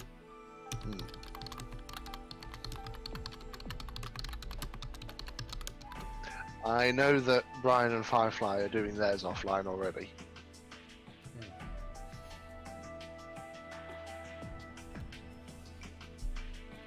Alright. Because we can either do Devon's match with Calamity or Aiko, or once Adroth and Orpheus are finished, the winner of that match with Ikalash. And that'll be the semi-finals. Oh yeah. Okay, so that's the Ikalash's next match is gonna be streamed. Yeah. Ikalash. Your next match is to be streamed. And it looks like Adroth and Orpheus have just finished.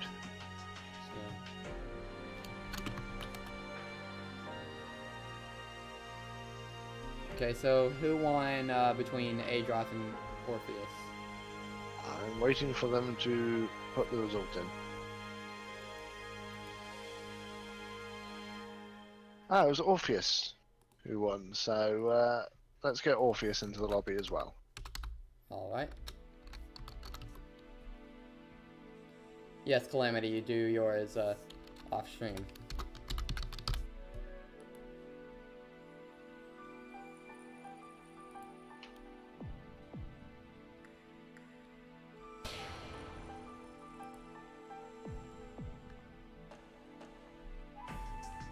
Yeah, we just had a finished match in the losers bracket as well. Firefly has beaten Brian.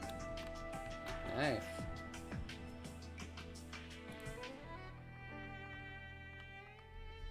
Okay, Orpheus has a Jin avatar. Interesting. Now we're just waiting on Ikalash.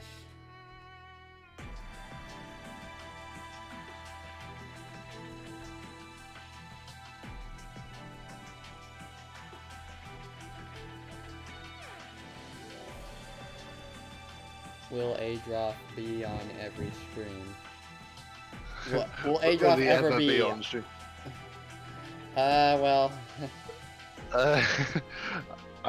I don't think he has been so far. Tell you what, Adroth, we'll try and make your... Losers Round 4 will also definitely be streamed, and then every match after that will also be streamed.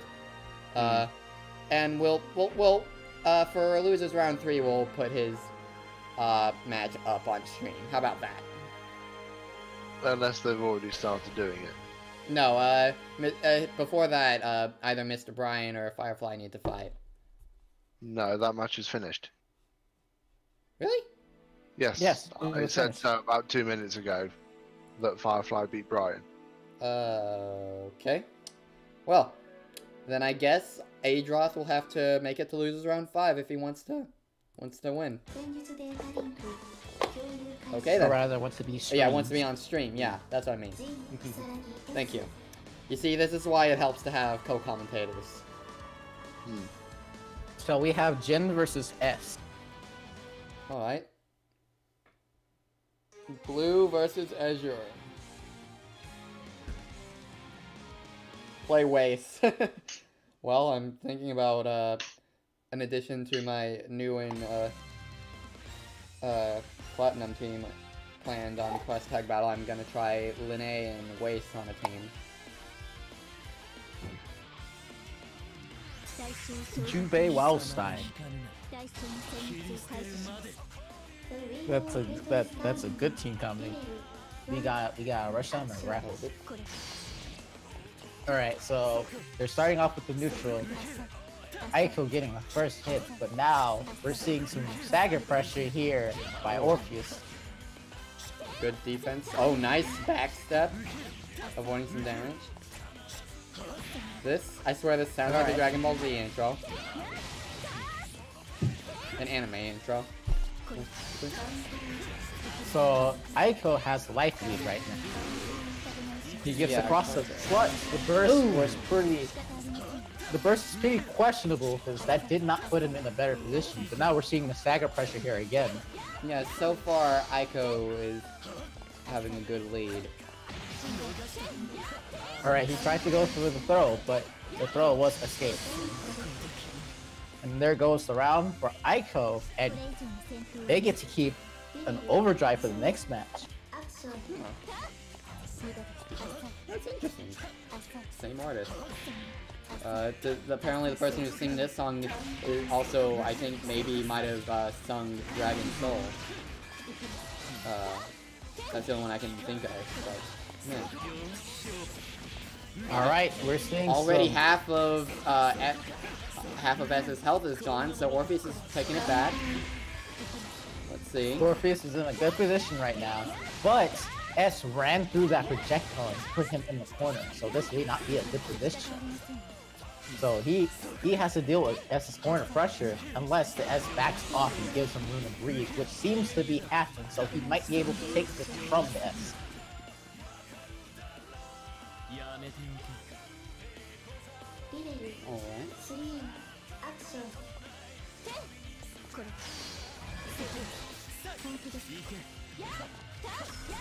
You know, how similar is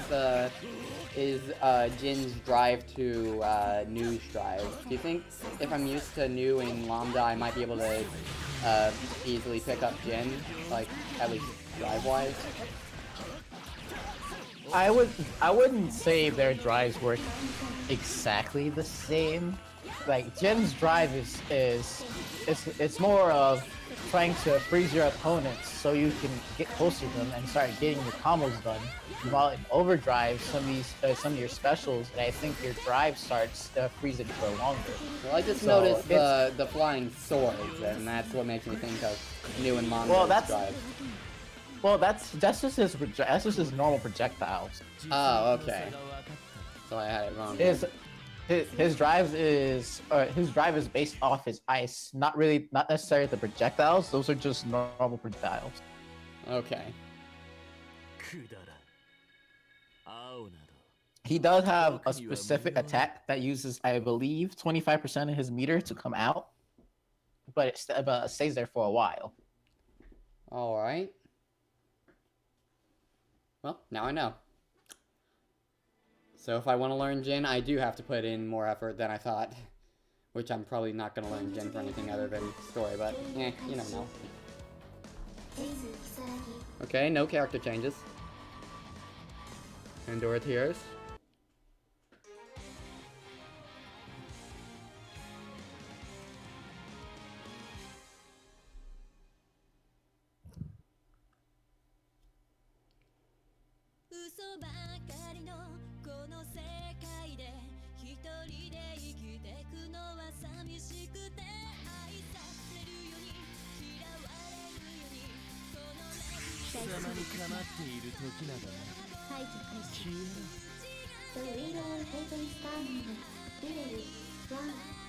Alright, let's see what they start off with. We got an immediate overdrive, and it seems to be working out pretty good. Yeah, dealing a lot of damage so far. One sword to the head, but a small price to pay already. Morpheus might have to save this burst for the next round because it doesn't look very possible for him. Yeah. And the purple throw. The worst part is not getting those purple throw timings down because they give you about 30 frames to tech that. Hey, I understand. I have trouble with throw breaks too. It's mostly about predicting them. You only have like half a second.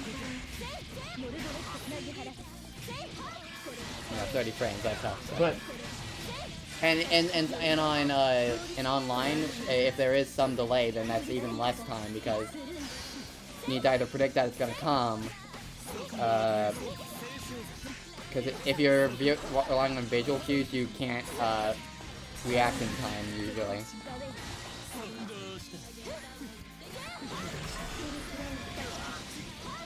Alright, we're seeing the pressure from Aiko right here, and this might be the match. Yeah, Aiko. That was pretty quick.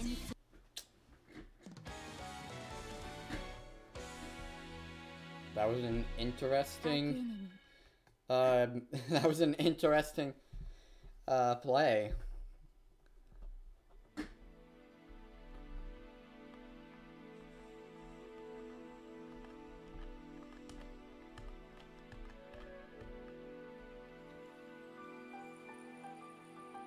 Okay, so let's see how it finishes up.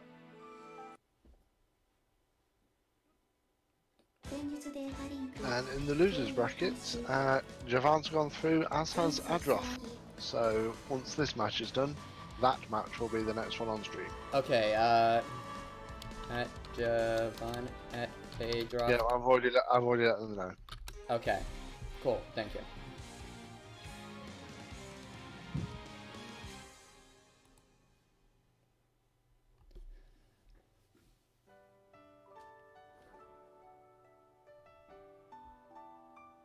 If I recall, the song is Pandora Tears. No, Pandora Tears was the one that played last round. Which one is this one? Because I don't remember all the song names. I only remember the character themes. I don't know, I didn't see. It's got lyrics though. Well, regardless,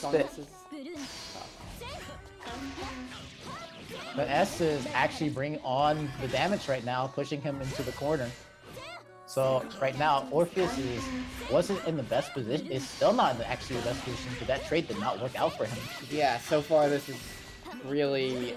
Oh, nice backstep, keeping him in the corner. So far, Aiko's just playing Orpheus like a fiddle. I'm not sure if that burst was worth it because he's not gonna have it for the next match, and he doesn't seem to be putting on anything right now against the S. Yeah, he has quite a bit of meter, but that's not gonna help him next round. He needs to use it now or never. So the S used the burst to keep him back in the corner, but now it's his turn to use pressure. But it was quickly erased by the counter assault, and he jumped on her dry, so he was hit. Okay, but he seems to be getting his mojo back now. Yes, he seems to be shaping up a lot, trying to pressure S into the corner, but the S is getting out really fast, so Orpheus needs to get this corner if he wants to stay alive.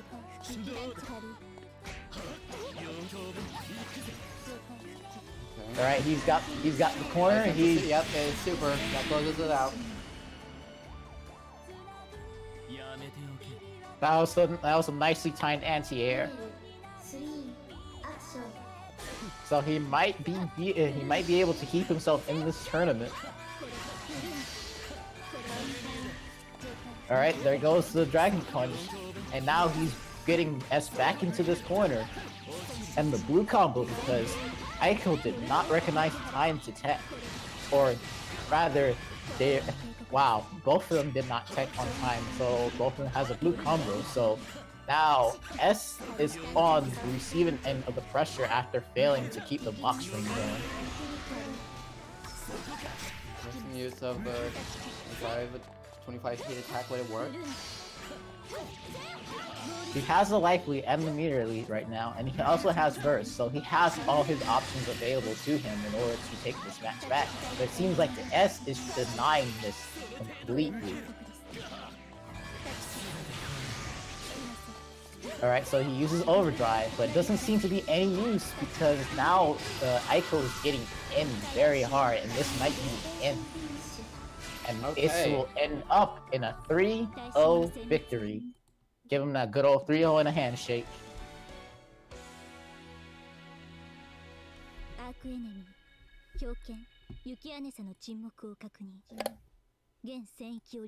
Alright, so that goes to Aiko Flash.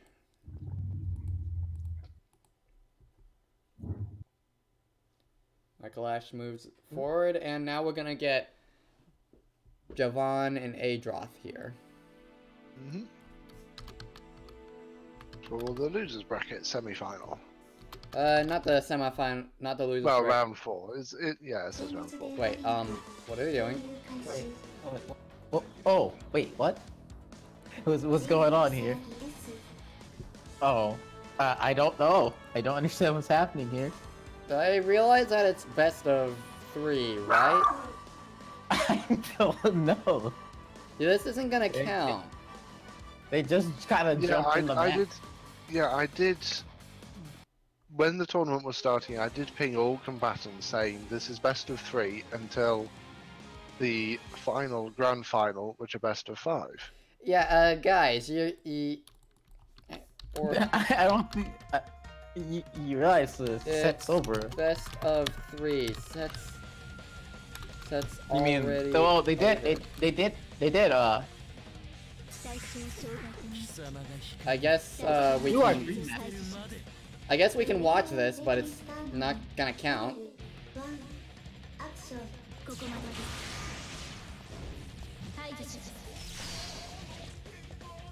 I think they realized it. Okay.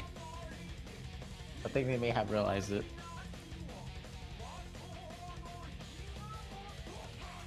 Scream is stuck on Skullgirl's placeholder? What? You might want to refresh your page, Alan.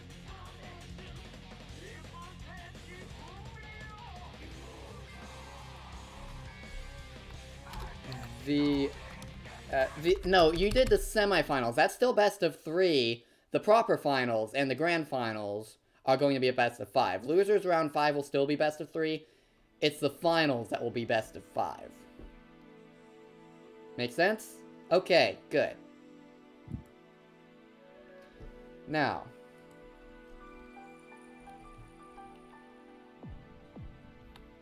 Yeah. Devon and... Okay, so it was just like a bit of confusion about, like, if semifinals counted for the best of 5 rule.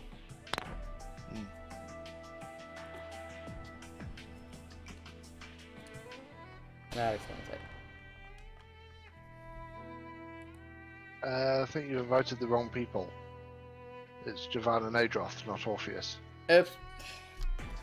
Orpheus put himself in my mind. Not Orpheus. Sorry. Adrath is up. Adroth. I misspelled your name.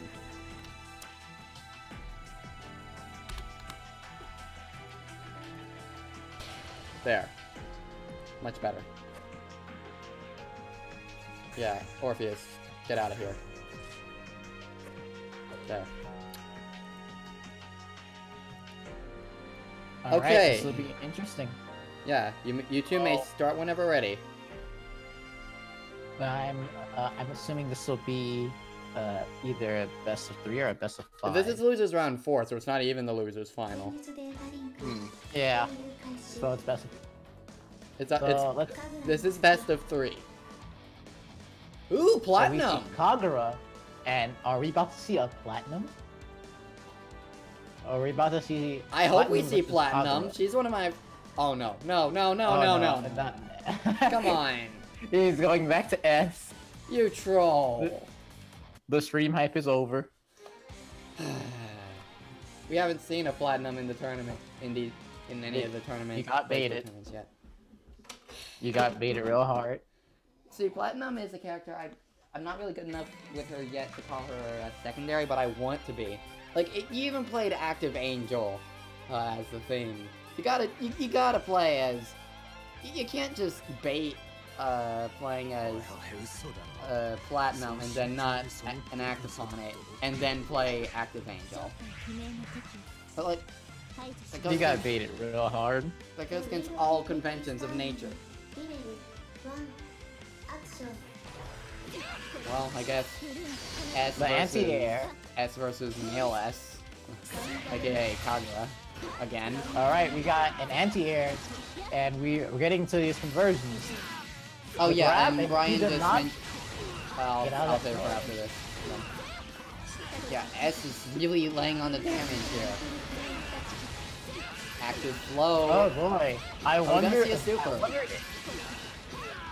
Wow, he's getting this blue combo real bad. I think Adroth is just letting this drop. Oh, hang on, he's saying, and he's saying asking for a restart. restart. His Controller. controller is messed up. Oh, okay. Okay, Okay, that won't count then. I do need to have a rule in place, written rule in place for controller disconnects though. Because seriously. Yeah, some sort of coherent rule.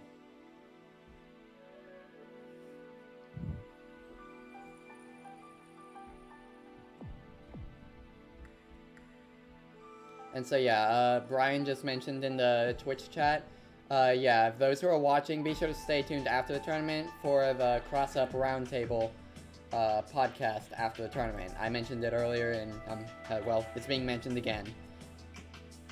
So yeah. So as we're waiting for Adroth to get back with his fixed controller, I'm not sure what happened there, but there was a similar situation when it came to the Skullgirls tournament. Maybe I think yesterday or last week.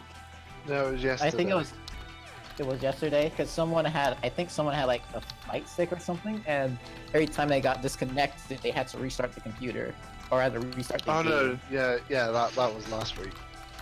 Yeah, that was last week. We had this problem before.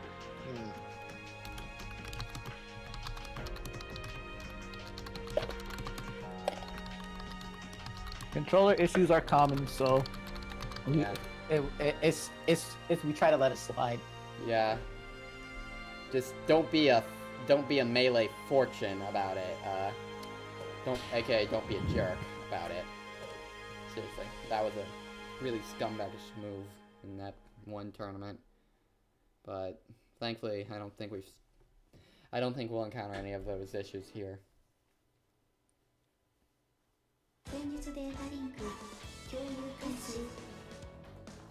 Alright, we're starting over the set, so we're getting S versus Kagura again.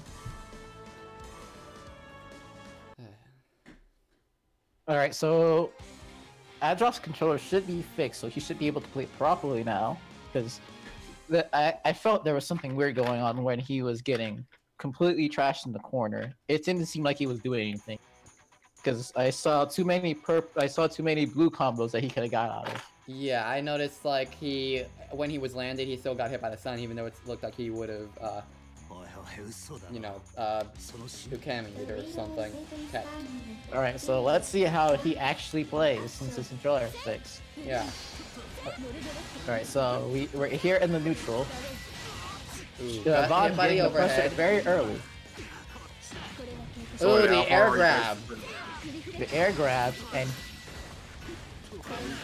ooh, there goes the tech, and he dragon punches out of the corner. Okay, Slash.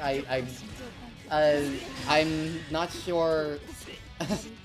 I guess I should later make like a guest commentator role, but this commentary chat right now is specifically for people commentating on the stream. I'm willing to just I need the link. I'll send it. No, I just realized I know you're to wait. Yeah. Just hope you can follow what's going on. So right now, we got an overhead into a kill confirm since he had very low life. There was not much he needed to do. He just needed to get that kill. So now we're starting off the next match. We're getting the light punches, but he air throws, getting the setup with the hard knockdown, and continuing this combo. Can he get the combo? Can he get the carry though? Because it doesn't seem like this combo is going to take him very far. A drop is now getting out of this pressure. They're back to neutral. The DP was punished, and he gets the command grab off. So now he's doing the roots back into the corner to put him in his place.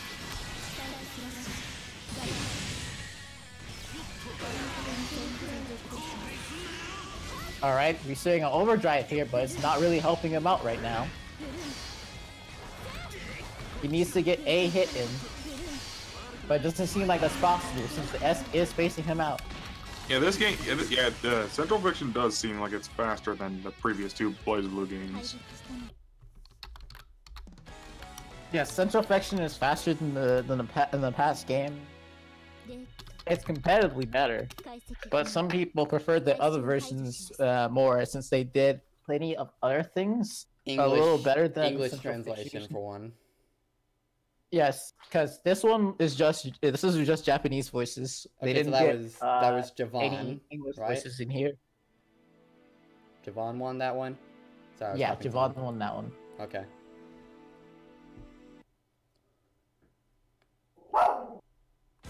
Oh wow. Bow wow. Oh yeah, I heard about Feel the that. dog. For getting a dub. I mean, even Patrick Seitz, Ragnar's English voice actor, was up in arms about that. Up in arms? Yeah, he wanted to do a dub for it, but they just wouldn't let him. Ah. Yeah, I think probably some of the main reasons is that Central Fiction was taking quite a bit of time to come out in the US. Yeah. But you know, it could have used, I think it could have used some more content. Oh my god, Okay, I'm gonna deal with this dog. Whose dog is that? Not mine. Oh, looks like it was me too. What kind of dog does Mitsu have? Okay, he's calmed down. Oh, we got a Susano in the mix. Let's hope Javon knows how to deal with God presses. I think the Susan switch might have benefited him because Kagura was barely getting anything done. But that does depend on Javon's knowledge of the matchup, which does seem to be rather limited at the moment.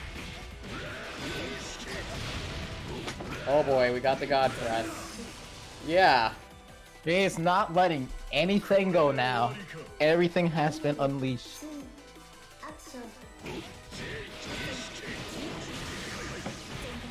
Here we go. We got Overdrive. We're about to see some massive damage.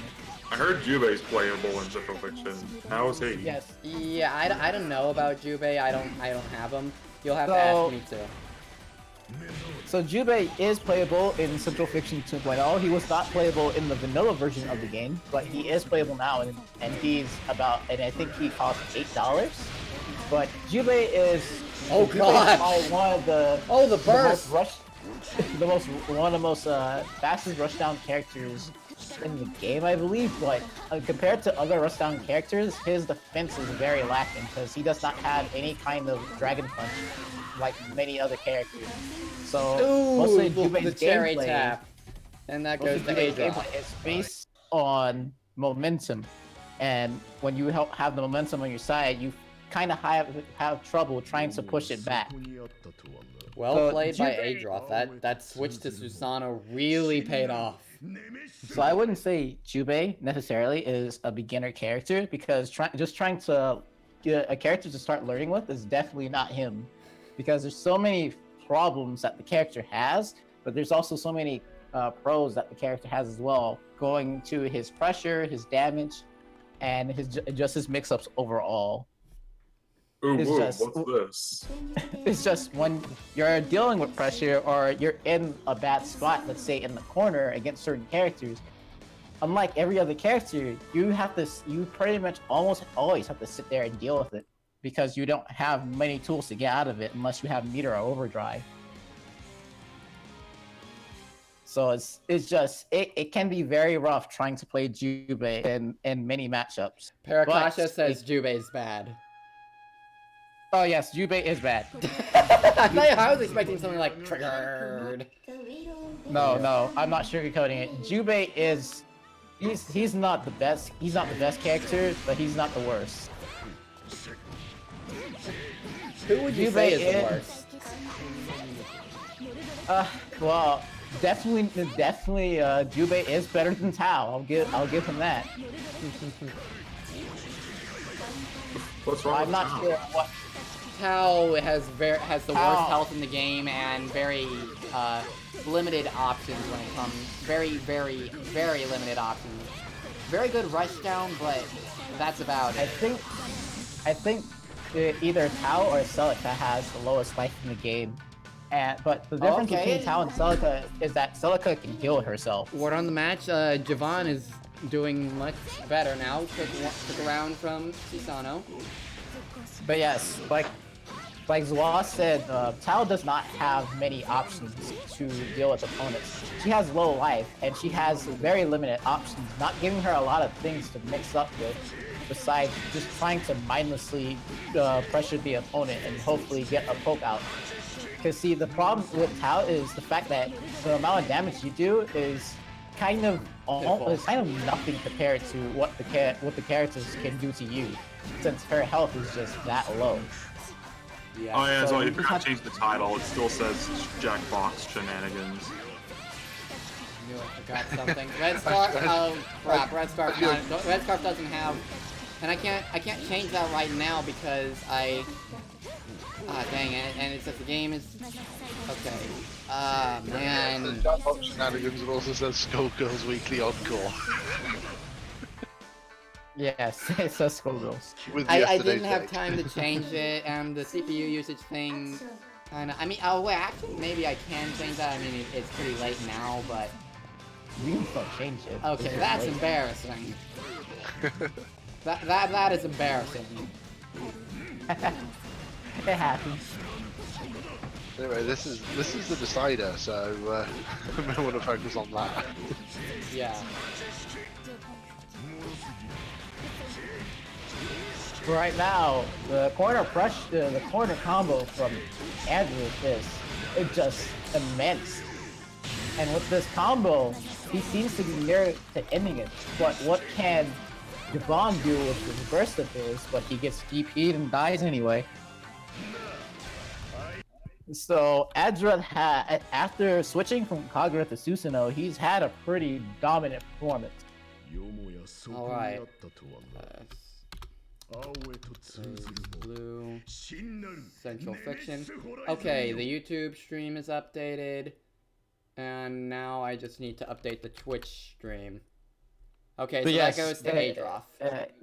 But yes, if you're going to learn Jubei, I do recommend putting plenty of time into him, because that character can be very, very stressful to play when it comes to being a new player. Alright, And of course, for that victory for Adroth, he's now up against Orpheus in the losers bracket final. Alright, let me just check. Yeah, Orpheus versus Adroth.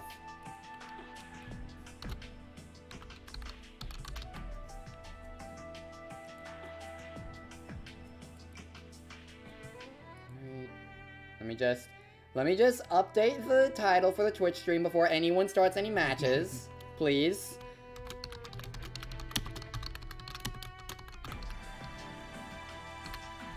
Remove the deck watch shenanigans marker. And BlazBlue Central Fiction. Okay, it's updated. It's correct now.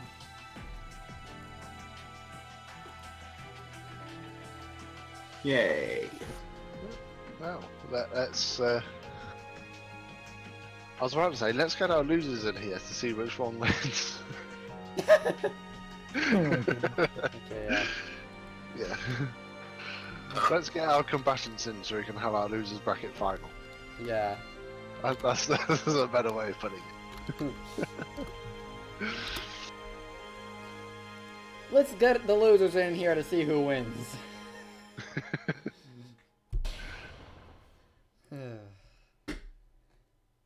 I still can't believe the stream went that long without me noticing that it was still on Jackbox Shenanigans Skullgirls Weekly Encore. That's just embarrassing. It's going to happen at least once. Yeah. Got it out of the way early.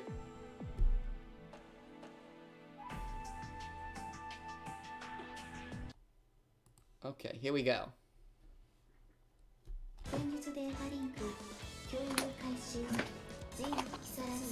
Alright, so we got Susanoo versus Jin Kisaragi.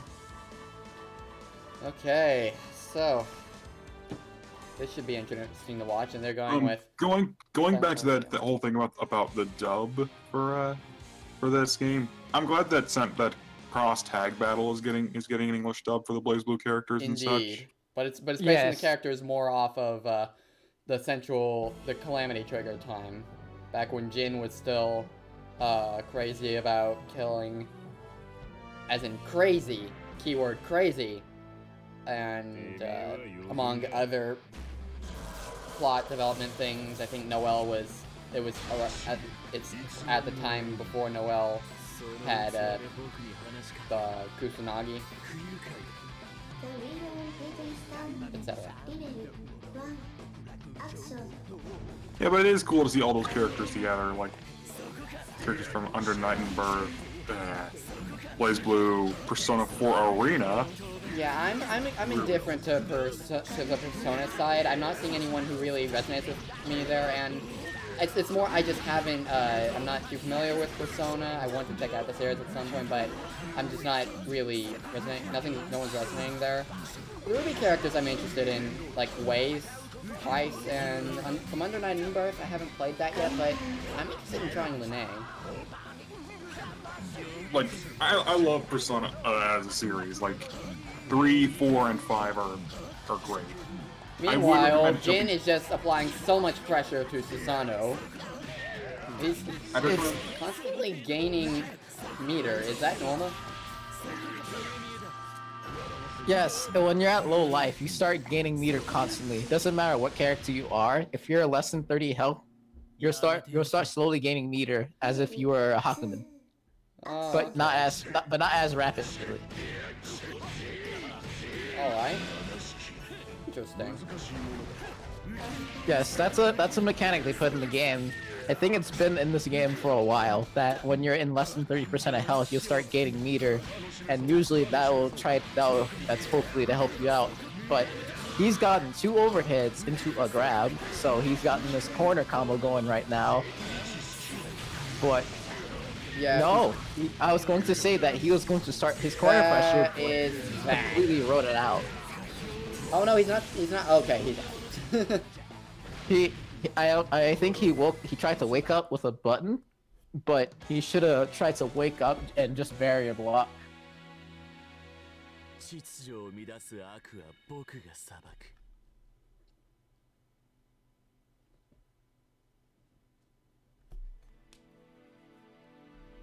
Actually, you know what's funny? With how BlazBlue has a character named Naoto Kurogane, Persona has a character named Naoto Shirogane.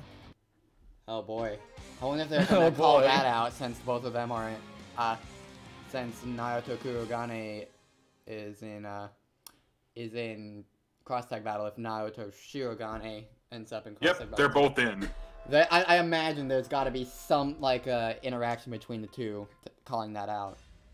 About cross tag battles, the most excited I got was when Jubei was announced, since people thought just because he was a new character in 2.0, he wasn't going to get a chance due to his playstyle, but that was later proven wrong about an entire week after that he was announced. He doesn't play the same due to the game not having a drive button, because that was actually taken out of the game. Oh dear, then is learning new gonna be very different then? I believe it's going to be a little different, but I wouldn't say it would be entirely difficult. Like, will I still be able to summon swords with the press of 1 button? I'm not entirely sure about that actually. Oh no. But I don't know any of the characters' movesets, but definitely it changed a lot of characters' playstyle. Especially characters like Noel, who depends on the drive button a lot for some people, or like Jubei, who has different moves depending on if he's installed or not. Because it seems like the way they came with Jubei is that I think he's already in Lotus Estate, but he has some moves from his he has drive from his normal state. And that was a close match, but Adroth takes it with flying colors. But yeah, a lot of the characters in the game, you definitely will be playing them similar ways. It's just because there's an absence of one button, you probably would be trying to learn them a little bit different than you did in Central Fiction. Yeah, I think like I said before, I'm gonna be getting Cross Tag Battle, pre-ordering it. The version that will give me access to all the characters when they come out. So I'm pretty sure that's the deluxe version, which I'm pretty sure, if I remember, it costs $70 and the base game is $50. Yeah, with my savings, I'll be able to handle that. Okay, so that was Adroth. So yeah, I think I'll do some day 1 labbing, and maybe labbing as characters come out, since I'll be able to actually do that. Seems like that might be an interesting way to go about things. Well, the thing about cross tag and the fact that it's 2-on-2, just learning a character is not always enough, because now you need to learn 2 characters, and you need to learn how they synergize with each other, and not every character may be good as a combination together. Yeah. But some people can make that work out. It's just, it can be a little awkward when it comes to transitioning from a 1v1 game after so long into a 2v2. Yeah. I can see how that could be weird for some people. Just BlazBlue's finally getting a 2v2 game, but it's also a crossover with other games in the Arcwork system, line. So it's quite different. So it's a little bit different. It's dragging things from other series of the game, other series like Persona 4 or Ruby, which I'm pretty sure has no tie to Arc System Works, but I'm not entirely sure about that since I've never really played the games that much. But I know Under Night and BlazBlue do have ties with type of Arc System Works. So that's pretty interesting to see them come Yeah, I together. think Persona 4 Arena is also by Arc System Works. Ruby is the only one that's the odd one out, as it doesn't actually have a fighting game, and of course it was made by Rooster Teeth. Yeah. Oh, Memory of Tears. Interesting. Well, Memory of Tears 2 specifically. Right now, Orpheus is getting the pressure, and he tried to get the. Adroth might bring it back. Bring the combos. Well, considering Susanoo's damage, oh, he's got the God Press. Oh no. Considering Susanoo's damage, it's not that hard for him to take this match back if he gets a good hit. Ooh. Yeah, but Orpheus got it. Orpheus is not trying to let Susanoo have these opportunities to hit him, because Susanoo does insane amounts of damage when he has his options available to him. Yeah. Mainly, unlocking the options is the main point where I start to have trouble learning Susanoo, and the reason I kind of want to avoid trying him at all costs, just because figuring out how to make that work, at least right now. Oh, nice! The thing is with Susanoo is if you master these God Press and you're just unlocking these things during the combos, that will really step up your game, and you'll when you have them unlocked, you'll be doing lots of damage during your combos, especially making your opponents fear your mix-ups because they're going to be eating so much damage. Yeah, it's just a matter of you gotta stop your combo in specific points, but see, Orpheus is getting pressured really hard, and he's allowing Susanoo to get a ton of God presses off unlocking his abilities, so that hindered him from getting a lot of damage on his side because he continues to get pressured. One of the things about Susanoo is recognizing when he's going to low and when he's going to do an overhead, and trying to find ways to punish him. So that round goes to Orpheus, and Orpheus moves on to the winners bracket.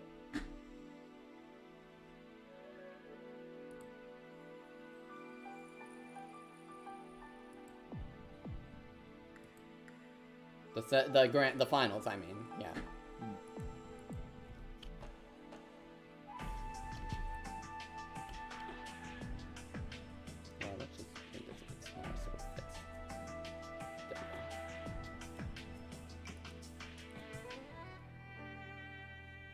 Okay, so Adroth hasn't left, so I'll go ahead and get him from the room. But we do need Orpheus back in here. Yeah. No Adroth. The losers round 5 is best of 3.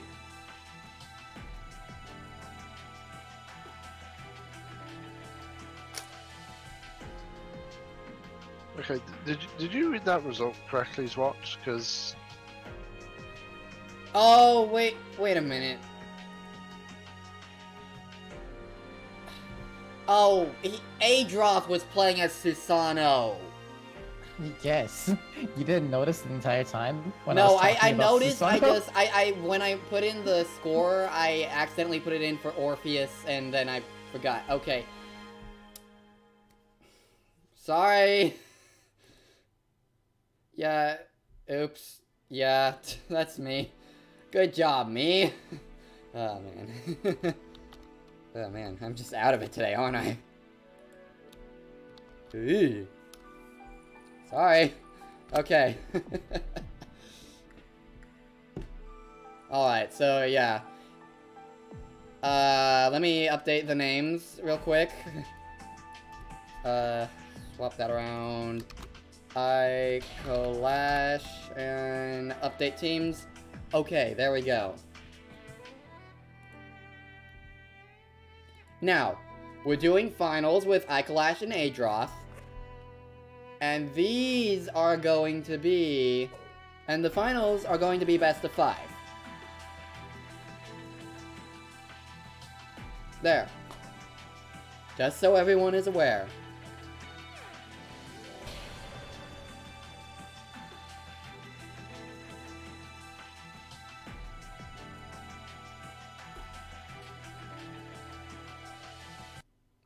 I don't know what's up with that Paracasha. That's typically how it's handled.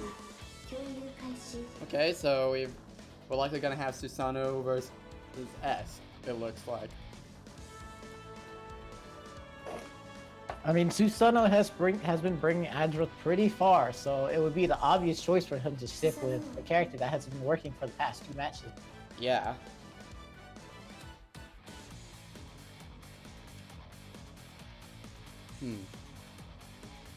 Echo, you...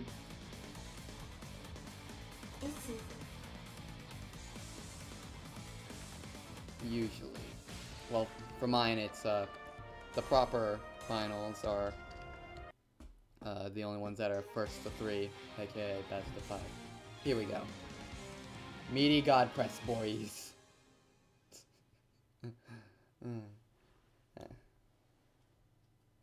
He didn't pick Kagura, so no Kagura for him right now. Yeah, we've seen a lot. We've seen plenty of Kagura versus S today. So, something more fresh. We haven't seen a Terumi today, not counting the fact that Susanoo is Terumi and Hakumen together. That's interesting to me. Alright, we're seeing Edra bring on the pressure after Aiko failed to apply it, but now he's back on the receiving line, trying to get all this damage. Aiko's got the S combos in play, dealing a lot of damage in the corner.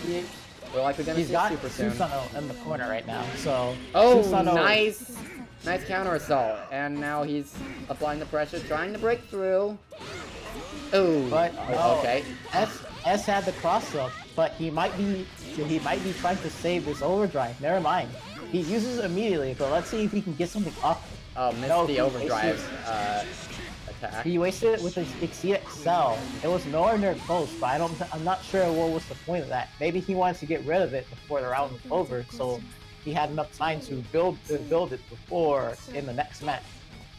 What kind of logic is that? Yeah, it's like, you see, some people, when it comes to overdrive, when they're near the end of the match and they accidentally use it, and they can't really figure out how to use it, sometimes they will Exceed Excel and then try to gain the meter as much as possible before they either lose or win, so they can nice crush! That's paying off. Yeah, so now he has his burst back, or rather his overdrive, so he has many options available to him. See, the point was to make himself not have to wait as long for overdrive to come back. So it's because if you Exceed Excel, you already have 3 stacks on you. Hey, I gotcha. And so it was a very questionable, but it seems to help him out in the end because now he has his overdrive available to him. That is, if it pays off. Oh no! He shouldn't have Exceed Excel. I feel like that was a panic move, and Aiko was ready for it. Yeah.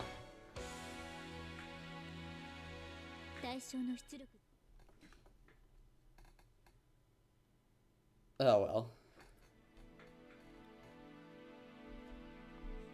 All right. So yes, he was trying to build up that meter before the round ended. Interesting. It is a strategy. It is a very dangerous one, but it is a strategy. Because he had so much, he still had a lot of time in the overdrive left, but he just didn't want to waste. He just didn't want it to go to waste. So he spin it immediately and just wait until the next match so he can use it again. Gotcha.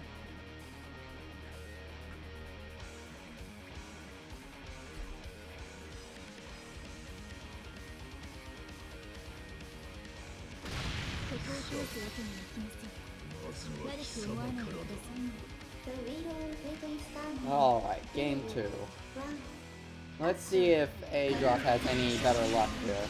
An early burst removes those options from Aiko. That might give him an advantage. How he has him in the corner, and now he's getting these dot pressed out and trying to activate his abilities. see if he can get away with not using his overdrive. Closing this out without using his overdrive. So that he can keep it for the next match. That was an interesting use of God Press, but okay. I might be getting that wrong. Is God Press his drive or that move where he does a spinning downward attack?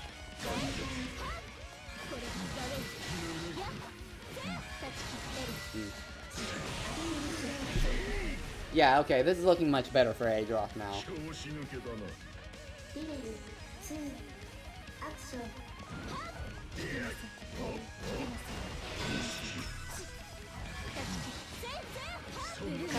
You know what, just for safety's sake, I'm gonna put an L by Adroth's name to note that if he wins the set, will be reset. I forget the mode with Discord does this to me. If I go off the Discord, it just disconnects from the call for some reason. Okay. A bit of lag. It doesn't seem to be there that long though, so it seems to be alright. Right now, Adroth is in a rough position because he does not have the life lead. Yeah.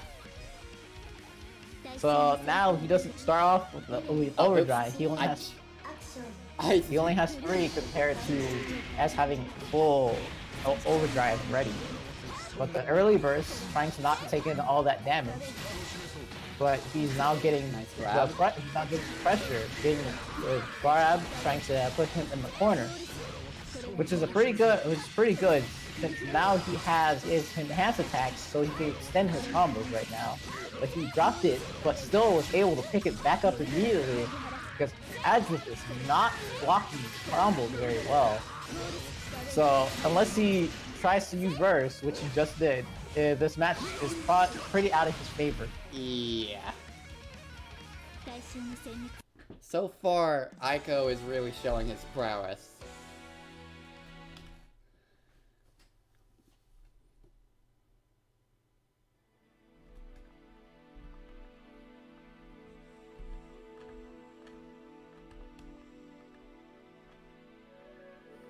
Okay, so this might be the last game for the tournament. If Adroth can't make a comeback.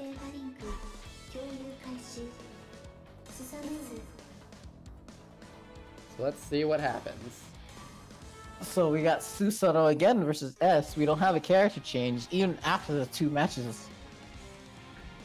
He's sticking with the Susanoo. Well, yeah, his previous opponents, where he used Kagura that we've seen, at least that we've seen, have been S's, which he didn't really do well with against Kagura. I mean, with Kagura. So, and given this is the finals with an S player, he likely wants to be the character he has more comfort with. Alright, so we have the early burst trying to get this corner pressure started. We got the corner combos going on right now. Adroth is not finding an opportunity to get out of here, but we're getting the enhanced Dragon Punch to try to get him back in his corner, keeping the pressure, but he is now bursting and they're back to neutral. Took a lot of damage there. Well, the thing is, if he can get off his God presses, he'll probably put himself out of better position trying to carry him, but it doesn't look like that's going to be allowed. Yeah. Aiko is just on the mark when it comes to attacking and stopping him from getting the attacks and pressure.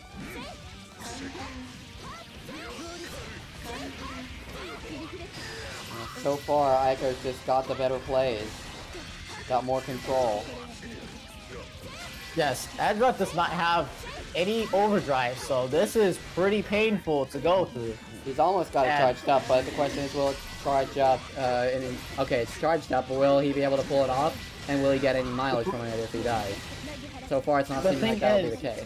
At this point, his thing is he's going in overdrive, which he just did, or burst, so he doesn't lose the match that fast. Because he wants to get himself back in here.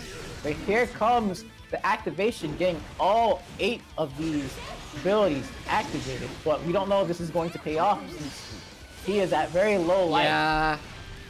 Oh well. Yeah, that goes to Echo. A good effort on Ajoff's part, though. He tried to get in on Aiko, but he couldn't find ways to capitalize on Aiko's mistakes. Or rather, he could not get in an opening. Aiko was just playing better and was always on top of his gameplay. So, this tournament goes to Ikalash. Congratulations on winning. And on that note, we will now get ready for the podcast. So we'll come back to you once that's all set up. For now, podcasters, move over to the podcast channel. And I'll mute my mic until we're ready. And I'll be signing off, since I'm not in the podcast.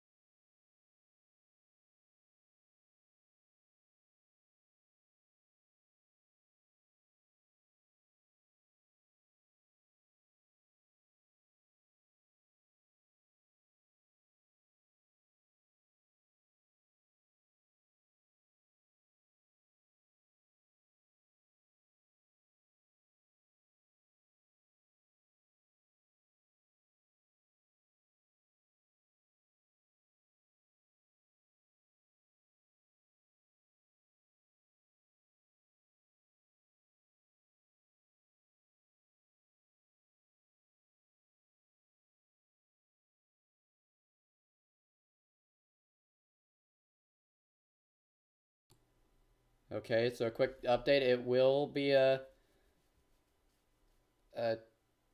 yes, that's what I mean, Red Scarf. The podcast or comment chat channel. Thank you.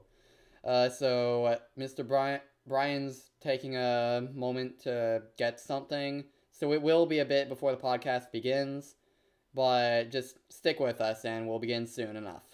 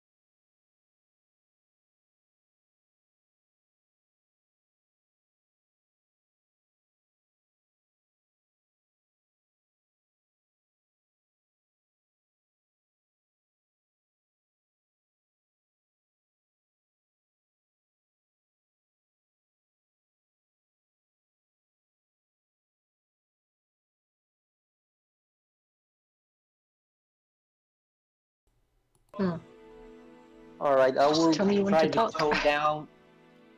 I will try to tone down the stream so I could do this perfectly as possible.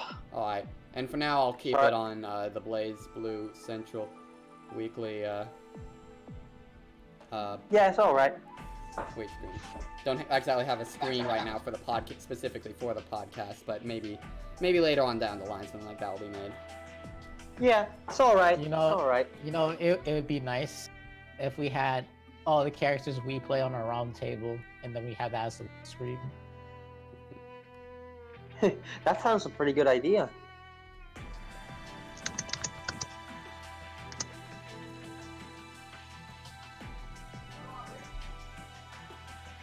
Okay, so yeah, you're the one in charge of this, Brian, so it's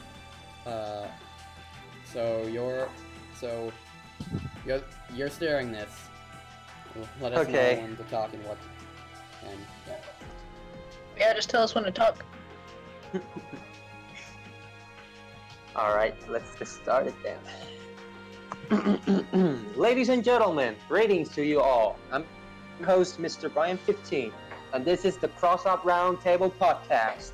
Tonight we'll be covering some of the highlights of BlazBlue Central Weekly's #1. We'll be talking with our moderator of the group, Swatakata, and also we'll be speaking a little with our contenders who participated in this BlazBlue Central Weekly tournament. Okay, shall we start meeting each other out well?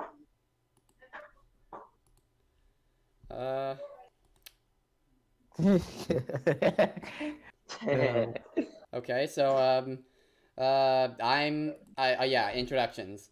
So I'm Zwataketa. I go by Logan in real life. I've said that plenty of times in the past. I was born. My birth date is April 28th, and as of yesterday, I am now 20 years old. Oh yeah, that's Nice. right. Happy birthday, son. Happy birthday! Thank you. Happy birthday. I look forward to Happy trying birthday. Out, thank you. I look forward to trying out this neat stream deck. I got a stream deck I got for my birthday. My hobbies include let me pull up the notepad. Video games, making and editing videos, and attending Extra Life events, like the 15-hour event where this whole thing sort of kicked off, and Extra Life Game Day, and even my own, and other things like bigger events where Extra Life helps out, like Raleigh SuperCon and Playthrough. Just this past February, I help out with those too. Yeah. Okay, very good. And I want to be a professional video game designer in the future. Nice. Awesome, awesome. Next, Mitsuyoshi. Hello, my name is Mitsuyoshi. I am a Jubei main in Central Fiction. I haven't really been around the Crossup that much, but I feel like I've contributed enough to be a part of the podcast here. And I wouldn't say that this weekly went terrible. It actually went relatively fast compared to the last one, where we took so long to do everything. Yeah. So Yeah, that's yeah. for sure. This week was pretty good. Okay, very good then. All right, Calamity. Hey. Hello. I've been around here for not too long. I'm a Kagura main, and I've been getting well with stuff. I do like art in my spare time as a hobby, but I plan on doing like maybe animation in the future as well. Pretty interesting. Pretty nice. Yeah. Okay, now it's your turn, Eve. All right. Hey, my name's Eve. I'm that Kuni main that y'all saw flailing around. So yeah, I just kind of got back into BlazBlue a few months ago. So yeah, I'm glad I found this little weekly server. Yeah. Yeah, I mean, it's a pretty good place. I mean, Yeah. it seems it's grown from where it was before, clearly. Oh And yeah, that's for sure. there's a lot more people, a lot more competition here, especially more high level players, if you want to call them that. Yeah, and we had a lot more people this time around too. Even though it was faster because we had the offline matches, but we did have more people, so that was pretty good. Yeah. Yeah, exactly. I've noticed that the BlazBlue tournament certainly gained traction a lot faster than the Skullgirls tournament. I think I don't know. Personally, I feel like BlazBlue might be a little more. People might know that one more, especially with cross tag coming out. Fair enough. Yeah, cross tag is not that long from here actually, in terms of its release in Asia and Japan compared to the release in US, which is June 5th. But I don't know. On cross tag, my opinions are that they're just using that as a way to like get the name BlazBlue out. It's just marketing. That's what I think. mean, it's not like it's a bad move per se. Some people like maybe like a few people don't sit well cross tag, and I understand. But cross tag is pretty out there, and it's kind of world like that as far as I've seen. Oh yeah, no, I'm not saying that the game is bad. No. A lot of people seem to like it, like the whole idea of it. I'm just saying they made a good move with marketing there. Yeah, there are definitely worse ways to get traction. There's many ways to get traction. BlazBlue from Arc System Works, just like Guilty Gear, these games get a lot of love from Arc System Works. They've been putting their hearts and souls into these games. Yeah. Oh, just on a slight tangent, Dudu told me that he's having some internet problems, so that's why he's not here right now. Yeah. Oh man, it's okay. I feel bad for Dudu, but oh well, we can proceed. We can proceed. So, oh yeah, I forgot to introduce myself. My name is Brian. Date of birth is October 13, 1995. I'm 22 years old. I'm from San Juan, Puerto Rico. My hobbies are playing video games, I watch anime, work, and do a little workout at the gym. And my future goals is to become a radiologist technologist. Wow, Sweet. that's actually pretty neat. Are you sure you didn't? You shouldn't switch. Are you sure you got those words in the right order? I know some careers sound weird, but you know it happened. Yeah. Oh, it's all right. Okay, let's proceed with our next question. SWAT. Explain the origins of Crossup Dojo and what is the purpose for this group. Okay, so wow, there's a lot to explain here. So take your time. Back when I was a wee lad, I don't know. But when I was a kid, I used to I was really into Super Smash Brothers. That was the only fighting game I had for a long time, and yes, I'm qualifying it as a fighting game. I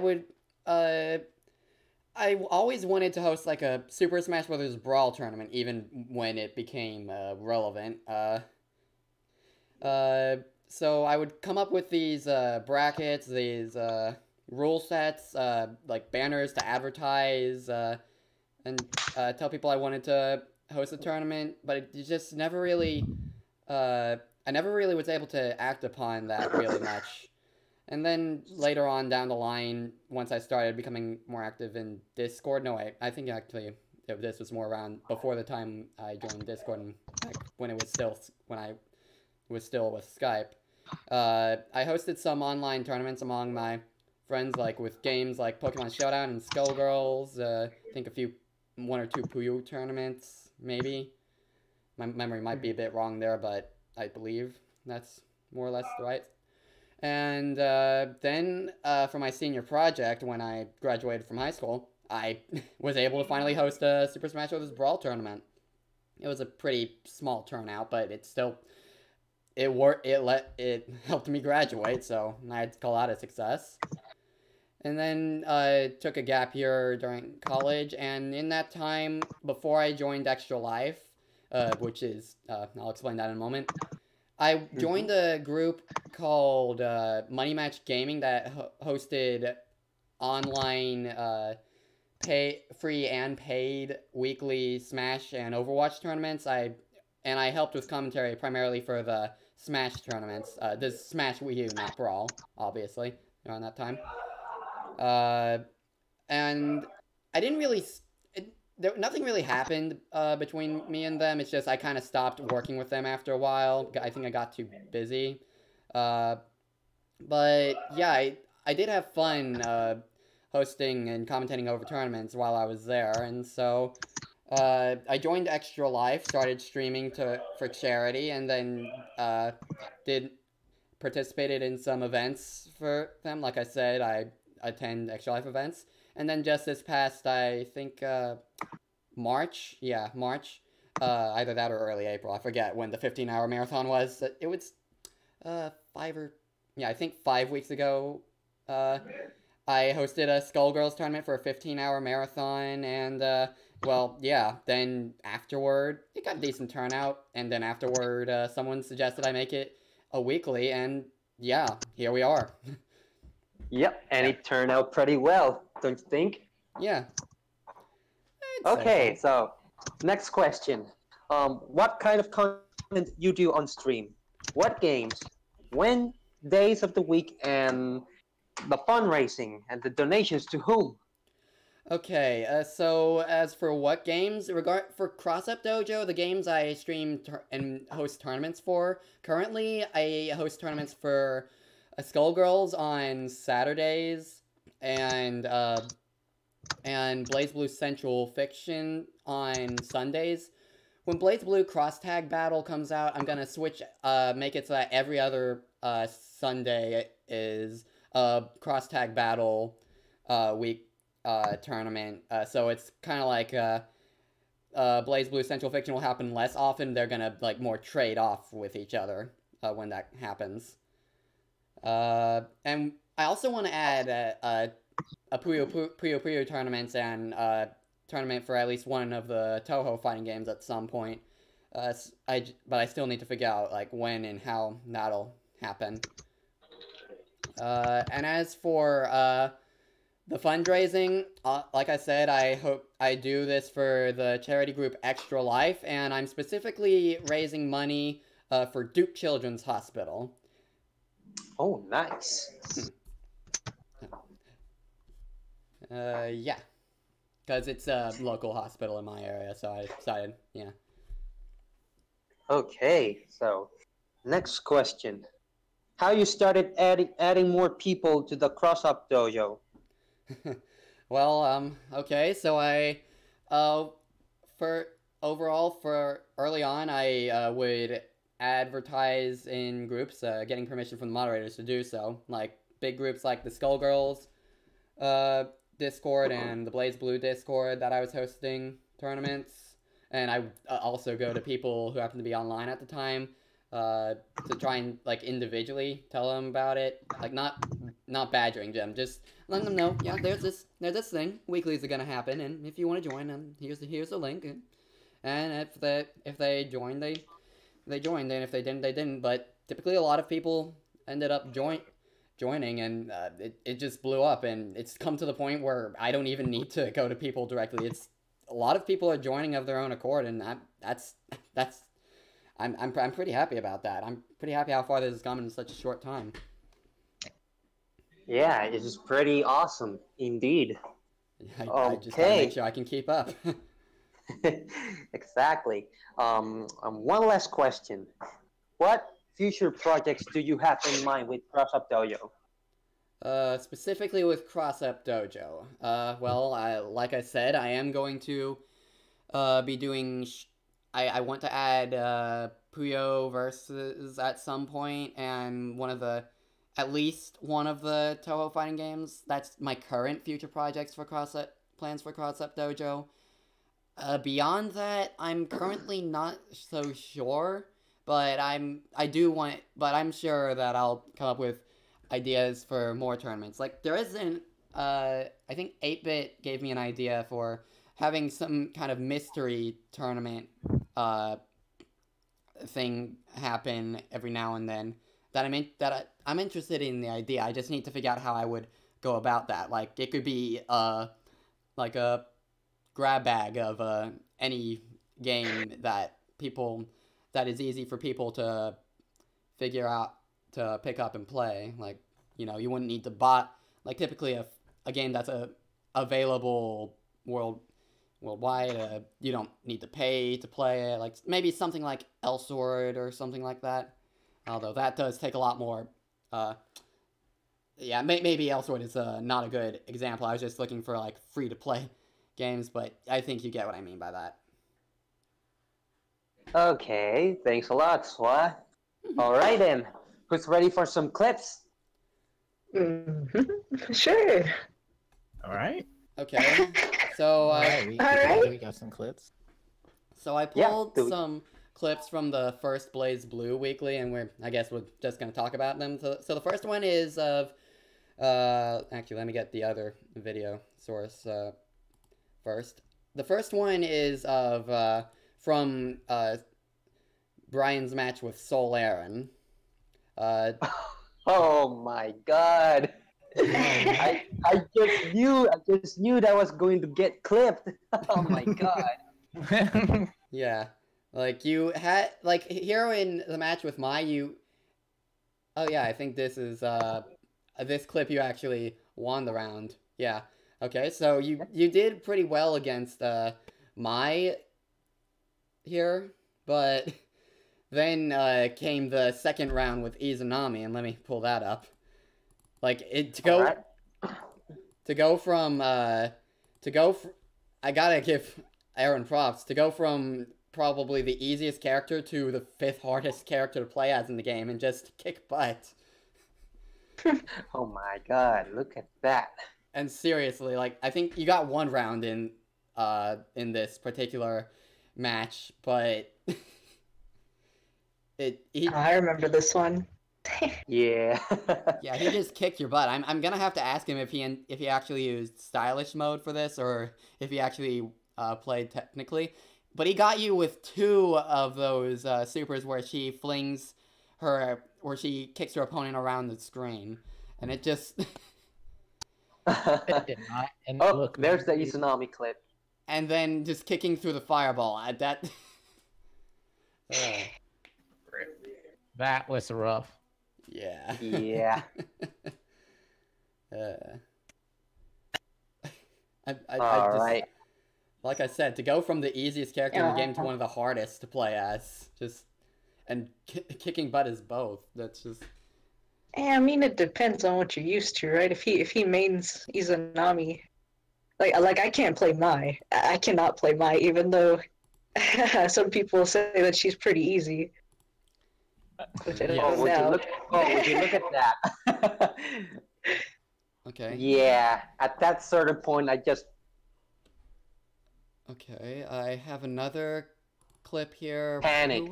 I should go do some grab, but I don't know. It was a great idea to do a grab because it'll be like noticeable. So yeah, I just panicked. It was the first tournament I was doing on stream for BlazBlue. So yeah, there's a couple of things that I need to work out. So yeah, you just scooted right into that kick. Yeah, I just got bait. Well. All right. All right. So okay, next clip. This is Brian's match with Firefly when Firefly came in and just started kicking butt like mad. Oh my god, that snake though. Yeah. Just stomp him out. We stomp in the yard. Yeah, it's like Firefly just came in and then it just ran all the way through loser's bracket. Like yeah, and I was surprised because Cardis got substituted by Firefly, and Firefly just came out from losers, and he was dominating losers. And I thought that, whoa, this guy could probably make it to finals, but then he made it to loser finals against Soul Aaron, and Soul Aaron just took the game. Yep. Was it a close match or not? I might have clipped it, but I'm not sure. But seriously, and that cherry tap finish. Just... But yeah, he even got a few perfects. I forget if I clipped any of those or not, but... He really kicked butt. Yeah, he did. Yeah, and here's another one against Mitsuyoshi. I think that I think this is one of the perfects. Terami is not a... That's all. That's the only thing I'll ever say. Terami is never a fun matchup in the corner. Yeah, it's like he gets you in the corner. That's basically it. He yeah. Just... Firefly, he just loves corners. Yeah. Every character loves corners. Especially Terami. Mm-hmm. Oh, there's the Mitsuyoshi. Oh wow, you guys are on a delay, aren't you? Yeah.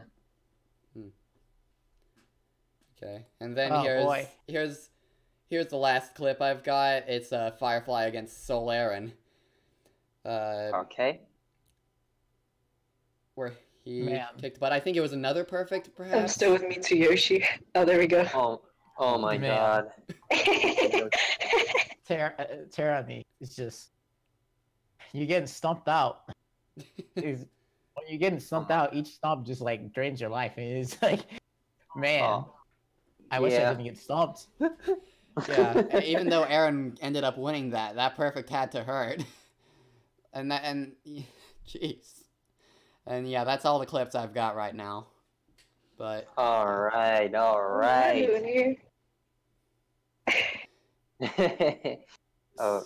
Right now I'm seeing the clip from Firefly against Soul Aaron. Man, oh it's just Terami. When he gets in, he just gets in. Yeah, man. Oh my god, look at... Terami is one of the more, despite his damage output, Terami is one of the more weaker characters out there because naturally he has a lot of flaws getting in. 1 second. Yeah, I mean Terami does have plenty of flaws, but some players just makes it not as noticeable. So it makes Terami a pretty strong character against certain players. So it's not that Terami is a bad character. It's just Terami is just kind of the match when he's not getting pressure or he's not in some kind of corner without meter. He's just kind of playing his own game. Yeah. Terami is one of those characters, if you don't know the matchup and your opponent really knows how to play as Terami, it's not a match you're gonna win, no matter how skilled with your character you are. Most likely. Unless you're playing another Terami. Well, the thing is about when it comes to fighting against a Terami, it's more of trying to handle their mix-ups more than anything. Because Terami has plenty of mix-ups, and he has plenty of ways of just converting into some damage. Is just trying to figure out ways to stop him from getting all this damage, and then counter hitting him for trying to press buttons. It can be somewhat difficult for specific characters. But certainly, in order for Terami's pressure to be effective, he has to have at least 50 heat, which depending on the player, which can be easy to gain from. Even if they block, they still gain heat. But if the player knows how to counteract Terami, even with the heat, Terami has a very, very hard time getting in, which is why he's seen as one of the more shakier characters in the roster, despite his damage output. So I just noticed something about Terami that I didn't notice before. But when he gets the opponent in the double snake attack, as it's dealing the multiple hits, it does it actually drains more of the gauge. I never noticed that before. Yeah, like, what was it? Terami in, what was it? His OD is, like, arguably one of the best ODs in the game. Like, every drive attack doubles the amount of heat he gains, as well as stripping the heat from the player. So if he was to do his double snake grab and drain, it technically drains all of the heat to 0 while doing double the damage if you were to use the OD version. See, the thing about Terami is that he's similar to Jubei, where he's a strong character in certain areas, but specific areas just hurt him the most. He's like very stubby though. Like how Jubei and both Terami, if they have the momentum and they're just getting in on you, it's just hard to take them down. In general, when they have the momentum, they're just getting the pressure on. You're dealing with other mix-ups. It can get very hard to just even escape or even get a chance to find a gap in between their pressure and mix-ups. When they don't have the momentum on your side, it's kind of hard for them to start trying to get things going, since now they're actually playing the neutral game and trying to get in their ways. Because Jubei is somewhat in a similar situation to Terami, but he doesn't necessarily need heat. But it's mainly required for him to get plenty of damage, and rapid cancel some of his more punishable attacks, so he can continue the pressure. If I'm not mistaken, hey Caleb, if I'm not mistaken, it's hard for Terami to get in, right? Yes. All right, but if you can actually get in, you can actually do stuff with him. You can actually in the hurts on your opponent. Yes. Oh yeah, so it's just people have to play. Keep him away. Terami or Tager, these three characters, they get in. You're not getting out for a good while. Yeah, their combo strings are super, super long. And another thing about Terami, if it was on the last round and he was to land a 4D attack in OD state, he could, Terami has a loop where he does 4D, then 2D, 2JD each time, and it stuns the opponent. The opponent won't be able to escape, and it can easily lead into an astral finish from there. So it's very important, whilst he's not in OD state, you don't get hit by a 4D attack, or it can be fatal in some cases. It can be very fatal in some cases. Mainly when it comes to Terami and just fighting against him, one thing you're going to be doing is, of course, you're going to be defending against his mix-ups and trying to get in your own attacks. But another thing that you're keeping an eye on is his meter. So let's say if he's on the ground, some people tend to, probably a lot of people tend to wake up super when a person is trying to meet them, and then Terami just gets away with it. You just have to keep an eye on his meter, because you don't know what he's going to do with it. Because he's always got plenty of resources when he's had that meter just around. All right. Well, before we leave, we're going to congratulate Calamity Blaster, since he won the first weeklies. Congrats, Calamity! Congrats. So explain us what was the key for victory in this first weekly, Calamity? Oh. Yes. Which, for the record, for those wondering, we're referring to last week's weekly. Yeah, I know. Well, from most of the matches I was playing, I noticed that most players, they seemed very unfamiliar with Kagura's moveset in general, which is why there were some attacks which kept on landing. But as well, there was the Mai player, for example.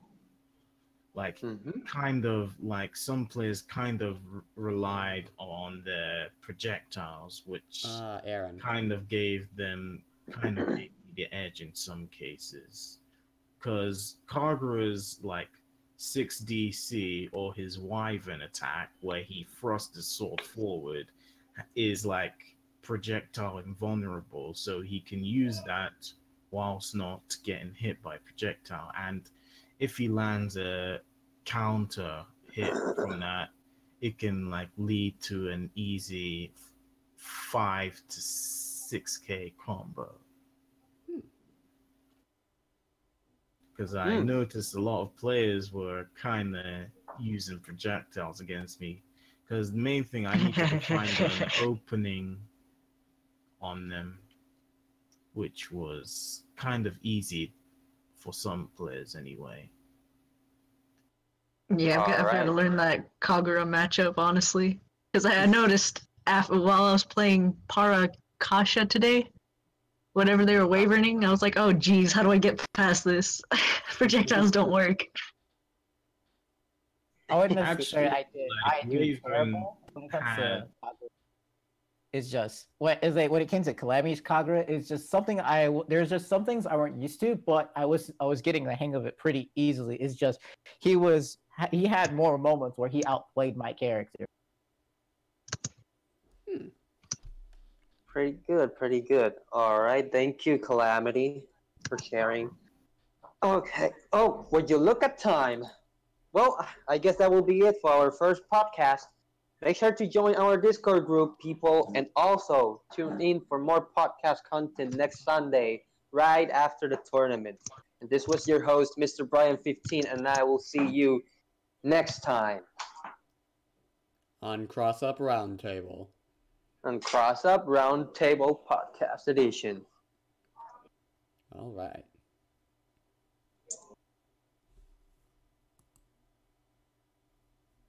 What was I even in the podcast for? Let's be honest here. What did I talk about? Did you? Is this still on stream? Yeah. Oh, jeez. Okay. I thought we cut off. Yeah, I think we'll. I'll stop the stream and recording now.